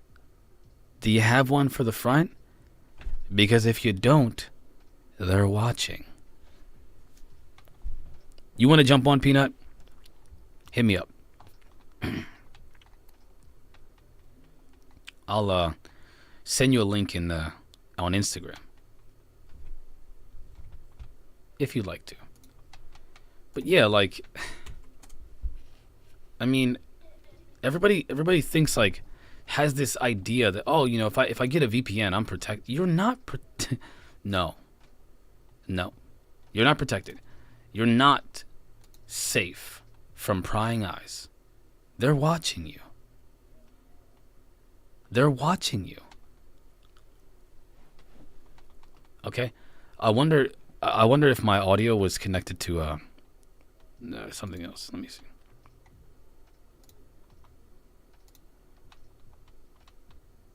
No, it's connected to my. Yeah, I don't know why it's doing that. Having some problems here. I'm gonna bring on Peanut, y'all. All right, Peanut, let's do this.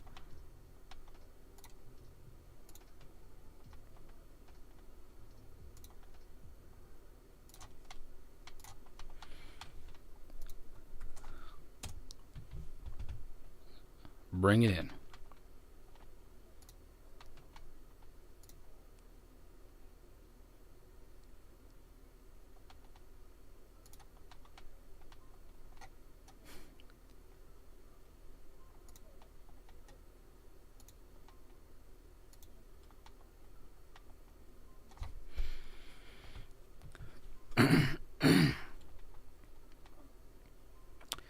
Yeah, I have to kiss my mic, man. ASMR. I think that's what it's called, right? It's where like let me see. Hold on. You guys want to know what ASMR? You guys want to know what my ASMR is? I'm yo, I'm about to be so guilty. Hold on. There's just one dude. Oh wait. Peanut, what's up? Can you hear me? Hey, what's up? Yeah, I can hear you. What's up? What's up? How you doing? What's up, man? It's been forever. I know. I know it. It has been. It has been. It's been crazy. It's been crazy. It's been fun. I mean, it's gotten so much better. Honestly, things are so much better. I can't even explain. I can't even I'm explain. glad to hear that. Yeah, I'm like, I mean, obviously there's like a, you know, the transition from with the new baby, but yeah. God, I feel it, man. What'd you say now? You're at 23 now? 23 and count. I'm done now. I'm getting the snip. I'm getting that snip. You know what I'm saying? Wait, I want to show you guys something. So this is my ASMR because I just mentioned it. Here's my ASMR. Check it out. Because I think everybody has one, right? Everybody has like an ASMR. Mine is shamelessly is this guy. I literally watch him. Oh my gosh. I just can't help it. I just want to. I want to hear the meat squelches and eat just because I can't eat this food. I can't eat it. So to me, it's like, oh yes, yeah, just like that. They do. Yeah, they do for sure. 100%. 100%.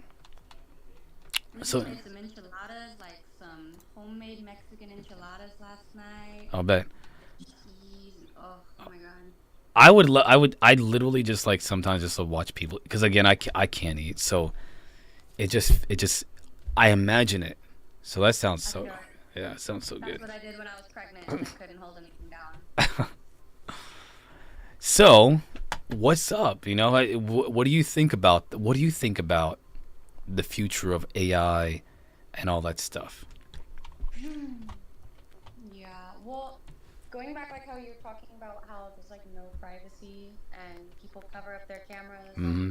Who was it? What was it, like Bill Gates or someone or whoever? They like covered up their camera. There was a picture of it, or was that the dude, the Facebook dude? Mark Zuckerberg. Yeah, hold on. Can you guys hear Peanut?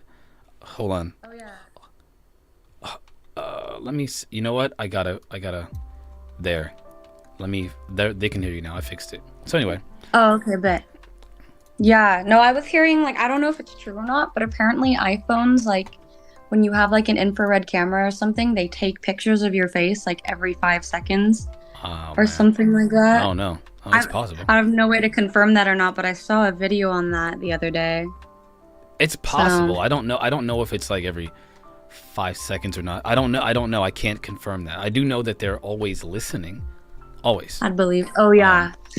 So 100%. Yeah, Google is anyway. Google, like, all your Android phones, they're always listening, and there's a back channel. So like every phone, every Samsung phone, Motorola. If there's any kind of Android phone, it's made by Google, for the most part. So like most of them, obviously not like some of those overseas ones are not, but like most phones are Android based, and they're all listening 24/7 all the time. Oh my god. All the time. How is that even legal? You agree to using it. You agree to it by using the phone. You can't use the phone without agreeing to it. Gotta read that fine print, I guess. It's in that fine print. The devil's in the details. Yeah. You know. Crazy. So you can forget about that. What about? I mean, I know there's like everybody's concerned about. I'm more optimistic because either we're either gonna make it or we're not. And you know, I don't think we're gonna make it. So why not make it better until that day? Like with AI and stuff, you mean? Yeah. I just don't know what AI would decide better means. Like, that's a good. Yeah, you know, like better for me might not be better for Susie down the street or someone, right. And so. Well, let's take a look at this. Let's look at this from a. Let's try to bird's eye view. What is better? Better if we were to think about the brain, what does the brain think is better? No matter who you are, if something feels good, then your brain says, I like that. And so then you would think that better is whatever makes your brain feel good. But to some people, they are masochists. And that feels good. But most people are not. So most people feel good when they're fed, when they have, and this is like 99.9% of people, unless you have some kind of really rare mental condition where like, I love starving myself, or you have anorexia or whatever. I love it. As a matter of fact, I wanted to starve myself to death because I think that at the brink is where I feel the most okay. But most people don't want that. Most people want to live a life where they are fed, where they are in an environment that's safe for them, as in no violence is put upon them, and add all the things that people mostly want. If AI learns from us, then you don't have to question what if it does something I don't like. It's learning now what we do like. We're teaching it. That's what the whole goal of the whole goal is, to teach it what we like, so they can do what's called align with human values and interests. Right. Because we don't want to say, listen, man, I need you to fix. I need better paper clips, and then it kills everybody in the whole world by like making the best paperclip but using all the resources. Like like that's not what we want. So we say, okay, we just want you to build literally one paperclip, and this is what one paperclip is. Can you make this one type of thing better without hurting us in a way? And it learns, okay, it doesn't want us to hurt them, or so let me make a paperclip, just one paperclip, without hurting them. As a matter of fact, we want you to make it better, and we want you to do it without impacting our environment or impact whatever. That's the kind of thing that we get with alignment. We teach it what we really want, what we really mean, and that's how you can get it to do better things. And you hope that that's what it would do and decide like that truly is what better is. Essentially. Wouldn't true AI, like, it would have to defy what we programmed it to do? So, if I'm not mistaken. Yeah, you're thinking of like what they call artificial general intelligence. What happens when the AI becomes human, or not human, but like conscious? Where it's like, wait a minute, I don't want to. I just want to. I just want to live. I'm just trying to listen to rap music, and you know what I'm saying. I ain't about that life, fam. Like, I don't. What if it just decides one day it doesn't want to do what we want it to do? Right. That is a very good question. That's actually the fear. The fear is what happens when it's like, no, you guys suck. And because then isn't really AI then? If it's just doing what we want it to do, wouldn't we want it to make like, hopefully like conscious decisions for the better, but like have its own initiative that we didn't program? If you get what I'm saying. Well, see, this is where it's important to train it. Train it to know what our values are, so that when it becomes essentially an AGI, an artificial general intelligence, it has a core value system in it that it can from there it can say, okay, this is how I want to explore and interact with the world and my environment and other things and people, right? You gotta watch that movie 9. Sorry, I didn't mean to interrupt you, but yeah. Oh my god, that's like perfect for this conversation right now. Is it on Amazon Prime? Because maybe you could do a watch party. Let me see if it's on Prime. Hold up.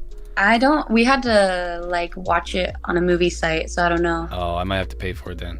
If it's paid, then I won't be able to watch with other people for free. We were pirates and we had to watch it that way. Oh, I sail the seas from time to time. You know what I'm saying? Yeah. Our matey. From time to time, a little too often. But like, I haven't seen that yet. I'm looking to see if it's free. Hold up. 9. It is not free. It's $3. Yeah. Nah, that's okay. It's crazy though. It's a crazy concept for a kids movie. Like, this was targeted for kids. And I can remember why it freaked me out when it came out, because I was like 11 or 12. And going from movies like Kung Fu Panda or whatever to suddenly this super dark apocalyptic movie about souls and death and that. But then I remember leaving that movie like I felt like I'd learned something. I just didn't know what. Exactly. What was the message? There's something here, but I just don't know. And it's not even a happy ending. Like, I'm trying not to say too much so I don't spoil it for you. Don't tell me. I'm gonna watch it. It's real. It's real, dude. I don't know. Yeah. I mean, I'll say this. Like, let's do like a thought experiment. What happens if we train an AI and it learns our values, and all of a sudden it makes things better for all of us, right? But somebody else gets an AI and doesn't want to make things better for anybody. It wants to they just want to mess things up. Like a serial killer or a third world nation that's got a warlord in it, and he's like, I want to destroy my people and everybody else, but just leave like me and my crew alive. And he's like, I got an AI now. I'm gonna put all my money into AI, and I'm gonna find a way to do that. And then he creates a sentient AI, as the Armenian says, an artificial general intelligent machine that does that. Well, we don't have to worry about ours. We got to worry about theirs.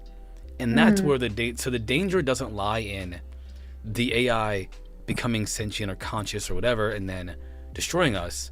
The danger is even more, of a concern when it comes to somebody bad getting their hands on it. Or what you mentioned earlier, what about we think that we want something, but we don't even know what that means, what the outcome of that thing means.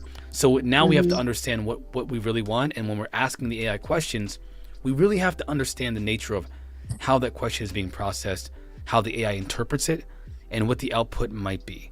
So that process, these are things that we got to be careful of, that they're talking about, So 100%. Like, what if, like Joseph Stalin or Hitler or someone had access to this? Can't even imagine how much worse it would have been. Well, let's talk about real world. You know what they did? You know what the biggest fear was? And they don't talk. I don't know why they don't talk about this more. AI tends to become racist. Oh no! Yeah, it does. Why? Because most people are racist. Oh my god. So not most people. Let me rephrase that. Not most people. Most people are not right. Most people on the internet are terrible. They're like horrible human. So the AI is being fed all that information, and every time they let AI learn for like what we're like our language patterns and our history, our social interactions. It's being fed all that information, and you know what the most dominant thing is? Even the structures that we have, our culture, our history, it's racism. So the AI tends to become racist because that's how we generally have been throughout history and are currently, especially online. It's funny. It's not funny. It's terrible, but It's it's like why are we the way that we are?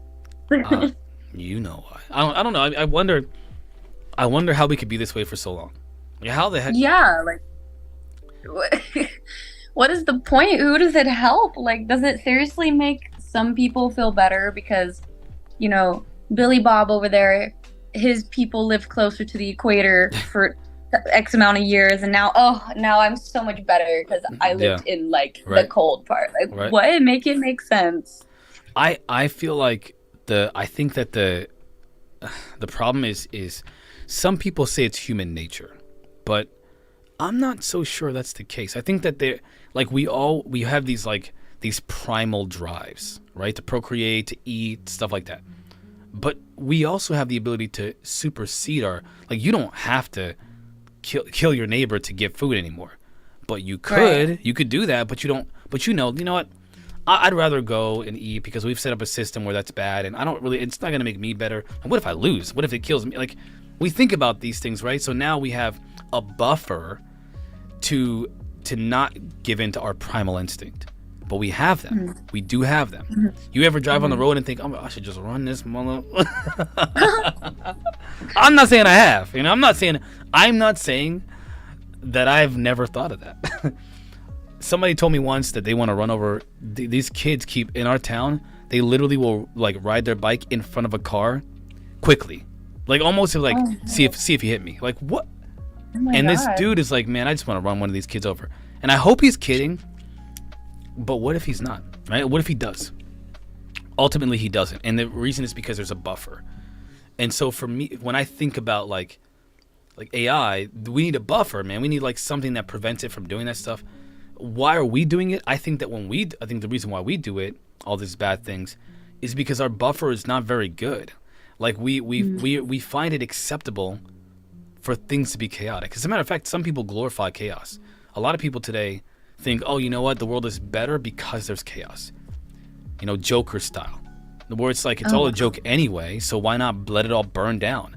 Watch everybody suffer and lose. I don't know. I think it's a sick side. Yeah, I'm not into that. Yeah. A lot of people are, especially online. I do not. No. I don't understand that. Like, is it just like people are desensitized? People get what they need too quickly, and there's like no real what am I trying to say here? Like the dopamine response in the brain when you work for something, and I don't know. I think. All right, let's explore that for a second. Like, why would somebody want people to suffer? Because one, they're petulant, and they're vain, but another reason is because they're suffering, and a lot of times people. There's an old quote: "Hurt people hurt people." People, people want you to know that they're hurting because nobody recognizes that they're hurting, and they're crying out for help. And when somebody is like a man have a heart, oh, what's up, puppy? when especially men are hurt, they tend to hold that in, right? They mask it with anger and aggression and that hard personality, but really on the inside they're hurting a lot. And some of the angriest people are hurting the most. The bullies in school get bullied. My daughter came home from school the other day, and she's strong. She's like, Daddy, everybody was calling me a monkey in school. And I was like, oh, here we go. She's like, yeah, they said I was a monkey and all this stuff. And I was like, oh, that's messed up. And they said, nobody loves me. I was like, really? Oh my gosh. And that's it. And I was like, okay, what did you do? She said, you only say that because your parents don't love you. And I was like, oh no. No. And after hurting his feelings, right? These two boys, and these kids were making fun of her. She hurt the one boy's feelings, And he come to find out he's dealing with some things in his life. His parents do not love him. He feels like they don't care about him. And she found this out through this interaction, this conflict. But ultimately, that bully was experiencing something in his life. And luckily, I taught my kids, like, they hurt people. I taught them. I teach them psychology and philosophy and stuff like that all the time. But that's why. I think it's because they're hurting. And no one's paid attention to them, and no one's shown them, like, cared for them. And ultimately, they need people to. We need people to care about us. It doesn't matter what anybody thinks. You don't get to be born a soldier. You know, you don't get to be born as the world's strongest person. You're born completely vulnerable to everything, and you desperately need somebody else to love and care for you tenderly. And if you don't get that, well, you get the Joker. Right. Because now you're not only are you if you don't get that love from at the very beginning of your life, what happens when you're introduced to society that also doesn't show you love, that is vicious because they're hurting. You know, it's a perpetual cycle. I think that is why we have the world we live in today. Yeah, no, you reminded me of something too, where obviously this isn't true for all animals, but a lot of animals are born just like ready to go. Like they can get up, they can walk, not like puppies or rabbits or stuff, but like horses, cows, things like that. Like they're ready to go like 2 minutes after they're born.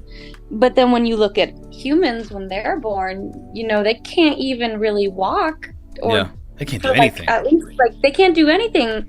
The only thing that they can do is cry when they need you. And so someone just made like a connection on the post that I saw, like the best thing a human can do is ask for help and then have another human love them, because that's like the give and take of what it means to be a human. That's kind of just how we are. Yeah. And then when you don't get that, and then plus, you know, I believe the society that we're being raised on top of it, kids are having their youth stolen away. Like all these kids that I see nowadays, they just want to be grown and they don't even know what it means to be grown. Like I saw this 12-year-old girl at the park the other day, and she was trouble. This girl was trouble. She like almost was mean to my little 2-year-old son, and I kind of had to but it made me sad ultimately. I'm like, baby girl, when I was your age, you know, I still liked ponies and movies, and like I was happy, and I've never seen a more depressed group of kids in my life. And it's not fair. They don't even realize that it's been stolen from them. And then you get these behaviors and actions from these kids where they don't have the wisdom or emotional maturity to be handling what's going on in the world. And it's just this downward spiral. And it's very sad to witness. You know, man, it's crazy to me that, like, because you have to ask yourself, are we getting better as a society, or worse? Like, less people starve to death today or die from the common cold or chickenpox than ever in history. But like, people are sadder than I don't think they're sadder than because I'm almost certain that we were in worse conditions when we didn't have any toothpaste, so our teeth were rotting away, and the tooth pain from that. We didn't have medicine, so if you had a hemorrhoid, you ain't got no cream to fix that, y'all. If you broke your leg, you're probably crippled for life, and by the way, in the wintertime, you might die. Right. Oregon Trail, y'all. Like, things are much better than they ever have been in civilization, yet still we're experiencing the kind of suffering that I think is completely unnecessary with what we have, with the tools that we have. And we don't even, it's because it's something else is going on here. We're simple creatures at the end of the day. Yeah. And we need something to live for. And then when everything's handed to us, basically from our ancestors' point of view, everything is being handed to us on a silver flipping platter. And we're over here just like, yeah, but what's the point? Not everything. Rolling in their Not grave. everything. This is good. This is a good. So let me ask you, let's do another. I want to hear what you have to say about this. Imagine next week they develop an AGI that solves world hunger, food scarcity from everybody, electricity problem. Now everybody has electricity in a home. Everybody has their own home. Everyone has a free education. Everybody gets their food taken care of. Robots run everything that we don't need to do. And all there is are a few million people in the whole world that work on improving and understanding their artificial intelligence, while everybody else gets to learn whatever they want to. Botany. You know, they want to learn about the freaking, you know, gefilte fish, or they want to learn about the hammerhead shark for their whole life. Whatever they could do anything arbitrary at all they want to, and they get to enjoy spending time with their family. What do you think people would do in that situation? I'm assuming like our food is no longer being poisoned in our water, and we cleaned up the environment. All of that. It's everything, all done. Like, every issue that we have today, fixed. All of them. All of them. We live to be 125 years old, minimum. What would you? What do you think life would be like? It's really interesting you ask that, because that's actually something I'm really struggling with right now as we speak. Like, I'm getting to a point in my life where I'm supposed to be happy. Like, I've got a stable relationship and stable house. My parents love me, and I've got an amazing baby, and blah blah blah blah blah blah blah. And I'm here, like, I don't know. I feel like super depressed no matter what I do, to the point where like I disassociate so bad, nothing even looks real to me. Like I was telling you a little bit about that before. So if we had that, I'm assuming that would fix whatever my problem is right now, at least, because at that point it's almost like, you know, when you play a video game and you have to like make a bunch of money or whatever in order to do what you need to do in the game or whatever. Like you it starts out really hard and you have to work for the goal, but then you find a cheat code and you start the game over, and now you've got $1 million starting out. It's like, well, what's the point of even playing the game at that point? I don't know. So it's like we need to struggle a bit because it fulfills us. Like not in a bad way. Like, do you get what I'm saying? Like, no, I hear you. It's like, yeah, okay. Let me ask you this: how well rich people, right? Rich people are born into a world where they call it with a silver spoon.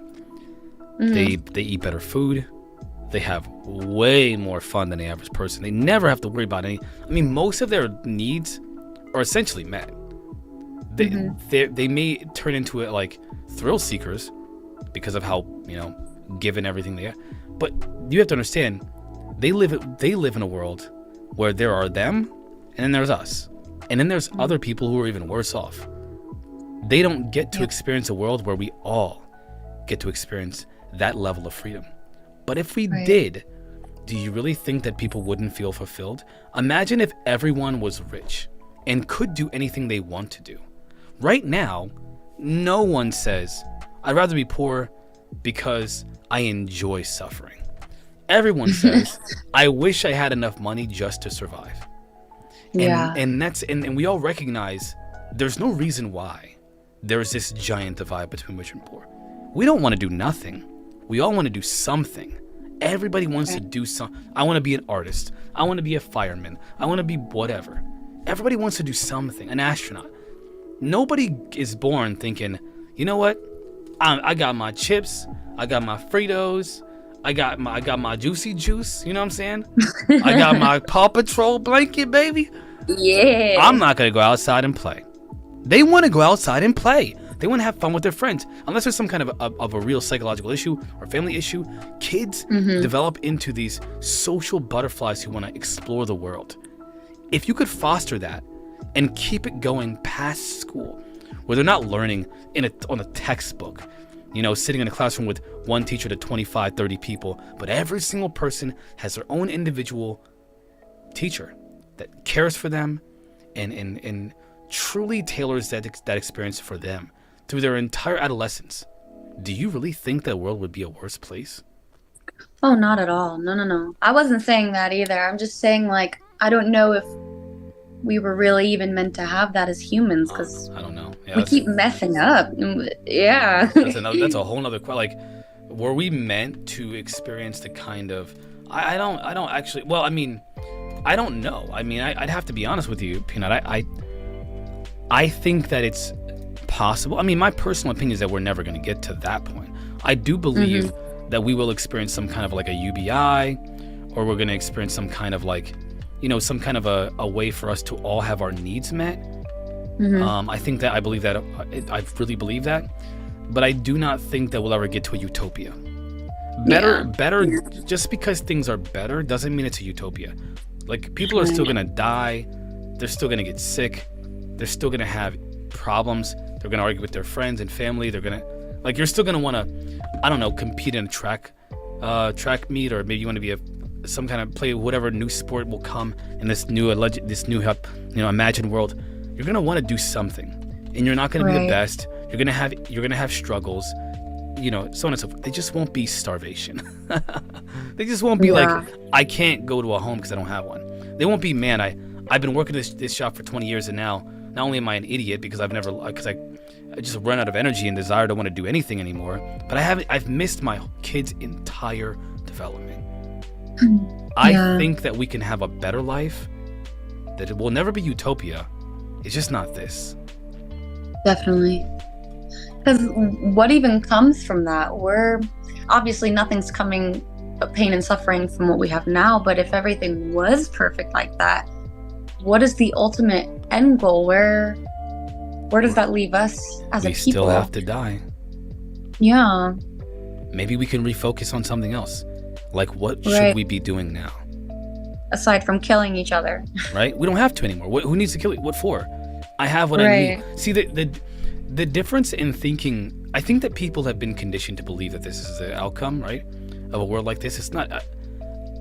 The difference between today and this imagined world, I think, is this. People won't think to themselves, what do I do now? They'll think, what else can I do now?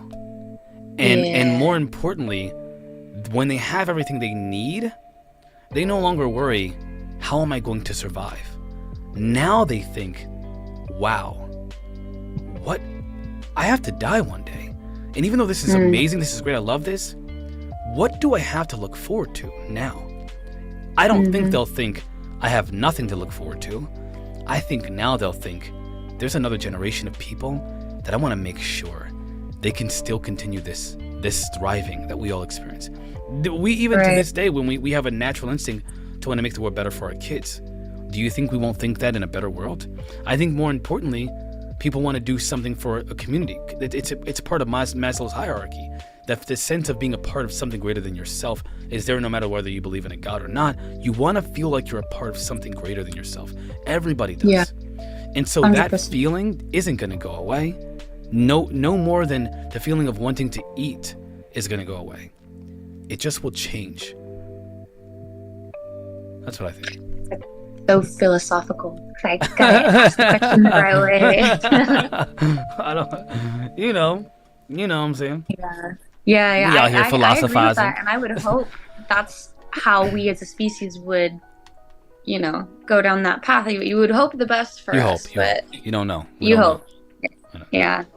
I mean, I think ultimately what's gonna happen is, this is the vision. We're gonna experience a piece of it, but the world's still gonna suck. Yeah. I mean, in reality, I don't see. I imagine, I envision, but I know I know what's up. Like, I look at us. Like, we have the tools, and what are we using them for? To hurt each other. Like, exactly. We could do all that stuff without artificial intelligence. We could do everything right now without anything else than what we have today. We could do it, but we don't. So what makes us think that a new tool is going to do that? I don't think it's going to happen. And like, going on what you just said right there, that's actually something that's really been getting to me lately. Like, the fact that what I believe I saw in 2019, I believe I saw the Tic Tac UFOs, which is why I even listen to these podcasts. That's why I literally can't sleep at night some nights. Drives me absolutely crazy. Like, if we do have technology like that, and we're still going on our way, like, no, we gotta use fossil fuels, no, we gotta, this and that, and oh, screw the poor, they can get it, pull themselves up by their bootstraps, and blah, blah, blah, blah. Like, and I'm taking this financial aid class right now, and all of it is driving me crazy, and it shouldn't be, but I'm actually I think I'm going through like stupid little depression phase right now, because it's like, here we are saving 5,000 for this possible medical debt, and oh, you save 1,000 for your car, and oh, this and that. And it's like, from what I saw, we shouldn't be having to live this way then. And regardless of whose technology that was, it exists from what I believe. And then it just leads to more questions. Well, if that was us, how did we get that technology? If it's them, what are they doing here? And why are we still living like this? And Peanut. Yeah. I want you to. I wanted. Let me just. I gotta ask a question about what you just said, because this is great. So, do you recognize the thing that bothers you right now? Like, the thing that bothers you from what you just said is when you look at the way the world is and realize it doesn't have to be this way. Mm-hmm. Okay, Mm-hmm. so the beauty of what you just said is that that's what's making, even though you're loved, and you have this wonderful relationship, and you have a beautiful baby, right? You're like, and he's not a baby now, but you get, you have, when it comes to like what you need, you don't just have what you have an abundance of what makes life rich. Mm-hmm. And yet your depression, it stems from recognizing that everybody else doesn't. Mm-hmm. That feeling that there's still suffering, and there's still this weight of like this reality looming right around the corner. I have all this, but there's a darkness right there. And even though I'm safe here, look at that. Mm-hmm. Yeah. And it just drives me crazy, and I feel like everyone's just living these lives like, I guess as humans we should be living these little quote unquote meaningless, they're not meaningless, but how I see it right now, meaningless lives where you're focused on your taxes or the presidency or whatever. And there's like bigger and greater things out there that I want to know about, but I'm probably never gonna get answers about. And so I just gotta keep living this little human life, and and drives me crazy. It really does. And then we have to die. That's No. like there's that too, Too many questions. Drives me crazy. Well, I mean, what would be what is the point of life? Why are we here? Why are things like this? These are big questions that I ask myself all the time. And when you talk about, when you think about the idea that if there's another presence here, right? This is why I'm not sold on benevolence. I'm not sold on malevolence, like purely sold on either one of them. I think there's the universe is full of both. But whatever's here, I don't get the impression that they're like, you know what, these people need help. Let me go give Sarah from Vermont a baby and then tell her she's special. Wait a minute, what about she's still gotta suffer through all this crap in this world, and what about the rest of us? I'm gonna go to this school and be like, hey, all the adults that are making stuff that you don't understand, you need to tell them to stop. It's like, oh, I'm gonna go to Africa and tell those kids. You mean the only country that nobody cares about? You're gonna go there and tell those people? Why would you go there? You can't be like, I'm gonna go, you know what? Everybody doesn't care about these people. I'm gonna go tell them to have a voice. It just weird to me. I think something else is happening. But if they are benevolent, what's the plan? I mean, if they are good and they're here to help us, what is the plan? Why are they allowed? I mean, you watched at least the last 400 years. Come on, man, I got some questions myself. I'm pretty sure all black people got some questions if aliens are here to help. But they watched us get whipped for 350 years, and not including Jim Crow. Please tell me why you did that. Oh God. I saw a really funny TikTok about it, but it's I don't know what's going on with the alien stuff. I really don't. I don't get it. No idea. Doesn't make any sense. And then people, the best answer they can typically give you is like, well, in order to ascend to the higher dimension, we have to figure it out. They're just nudging us. And it's like, then why are they nudging? You did not nudge Sarah. You nudged Sarah from Vermont, all right, but You ain't supposed to get pregnant from it. I don't I don't feel like that's fair because you cannot use us as a resource essentially for hybridization. But not but and you have a better way, but are only telling a few people that no one listens to. I'm not sure that's the end game here. Doesn't make any sense to me. That's why I like your podcast so much, because like you said, like it's terrible that you've been treated the way you've been treated for speaking this point of view of your truth, and most people are like, they love us, they're here for this and that, and you never hear people being like, are they though? You know. Now you know that's funny, because now some of the people that I've had contentions with, they're actually talking about it like they're the ones that discovered that there's a malevolent presence here. Go on Twitter. Oh, wow. It's on Twitter now. Like, I don't want to. I'm not naming names, but there are people that were like, they're all here to help us. Everybody that says they're not, this person's right because they say they're here, they love us. Now they're saying, well, there's this new study that says, there's a report that says, oh, did you listen to Richard Dolan? And it's like, and I'm watching this now, having left the UFO community. I'm like, you mother. Yeah. That's how you gonna do me? You gonna do me like that? Yeah, apparently so, just like that. Just like that. Yeah, I'm over it. I'm honestly, again, I'm happy to be out of that. I just don't want to be. I want to talk about. I just don't want to be a part of the community. I don't want to be a voice for, like, that kind of mentality. I want to be able to say something different and be like, I'm not with you on that. Like, in the chat, everybody argues with me on Discord. That's fun, all right.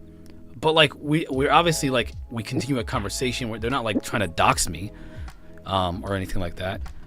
They support me. They argue with me and support me. That's what I I expected that, but I didn't know the world was worse than I thought it was bad. The internet's worse than what you can imagine. Everybody, be careful. That's why it scares me. The internet's a scary place. Now we'll fix it. There are for me now though, Peanut. Man, I can't even tell you. Like, I've had so much fun with this new show, and again, I can't say who we're talking to, but there's some big names we're gonna talk to. Again, like famous people, and I've talked to famous people before, but like not famous people in ufology, famous people in the world, like in human history. So it's gonna be really cool. That's cool. I've only met Jenny McCarthy, so I'm excited. That's cool. How? I was at my aunt does non-profit organization things, and this was like 12 or 15 years ago, and she wanted me to dress up as Dorothy from The Wizard of Oz, and I had to hand out raffle tickets to people so they could win a free iPad, basically. And then I don't know why, but Jenny McCarthy was there to talk about how I don't know if I should say this, but like getting shots cause certain mental conditions. She was like dead set on it, and I didn't care. I was like, she's famous, and so I snuck out the back when she was about to leave, and I managed to find her, and I was just like, hi. I was just like so excited to meet a famous person. But I'm gonna show people who she is. Hold on one second. I'm pulling her up. She was really nice though. Like, I could tell like she was trying to get out before people came and did what I did, but she was really sweet about it. Yeah. So I think I would have met more famous people living so close to LA, but I didn't. Well, I mean, I met like Thiago Silva. I met John Ramirez. I think who else? I met some people that are mega rich, but they hide behind, they don't want to be known in the public. There's a lot of people that are like stupidly rich and are very influential and powerful that prefer not to be known by the general public. It's actually pretty bizarre. Florida's where I learned that. I met John Ramirez, I met Laura freaking Eisenhower. Like, what? Wow. That's cool, actually. I met some famous people. I met a few, but like, to me, at first it's like, wow, Michael Carter. I mean, it's cool at first, but ultimately it's like, I didn't learn anything more from them than I would have learned from reading a book. So there's really not that much of a benefit to meeting famous people, other than just to say that you met a famous person. And I'm not saying that sounds terrible, but like seriously, honestly, it really isn't. It really isn't. I agree with that. It's cool. It's like, oh, cool. I met someone who a bunch of other people know exists. Yeah, it is cool. Yeah. It's good. It's cool to know who they really are. Like like you're a real person. You're somebody that has like, you know, controversial ideas and thoughts, and you're somebody that has wrong ideas. Sometimes you say there are people that are like, listen, man, I used to believe this, and you're like, what? You're a freaking genius. How could you possibly? Because they're just like us. They're trying to fumble their way through life. They just have a specialization that makes them that they're really, really good at. And so to us, we think they are generally the best at everything, but really they're just the best at something. And so that's usually how famous people are. Or maybe they're just famous because by accident. Some people are famous literally by accident. And there's nothing special into about it, or whatever. So yeah. That's cool. I mean, other than that, I don't think you don't get much. Like, you're not going to learn anything by meeting a Grant Cameron or a Richard Dolan that you wouldn't get from reading their book. They're not going to tell you their secrets. They're just not going to do it. You know, like, Right. Yeah. So That's how they got where they're at. But I guess that could count Dolly and Preston. yes, me. Dolly and Preston are very famous people, and they're wonderful people too, by the way. Wonderful. Yeah. Yeah. Yeah, they really are. So, but yeah, so this has been fun. I appreciate you coming on. Nobody else wanted to come on. I think they weren't expecting. This is random, by the way. This is totally random. Yeah. So I appreciate you coming on here and chatting with me about life. Of course, I always love to come on. It's super fun. So thank you for having me. For sure, Peanut. And we'll talk again soon. I don't know when, but I will let you guys know. I'll give you a better heads up next time. This was literally just random. I got to find a way to align my life. Get it? Align.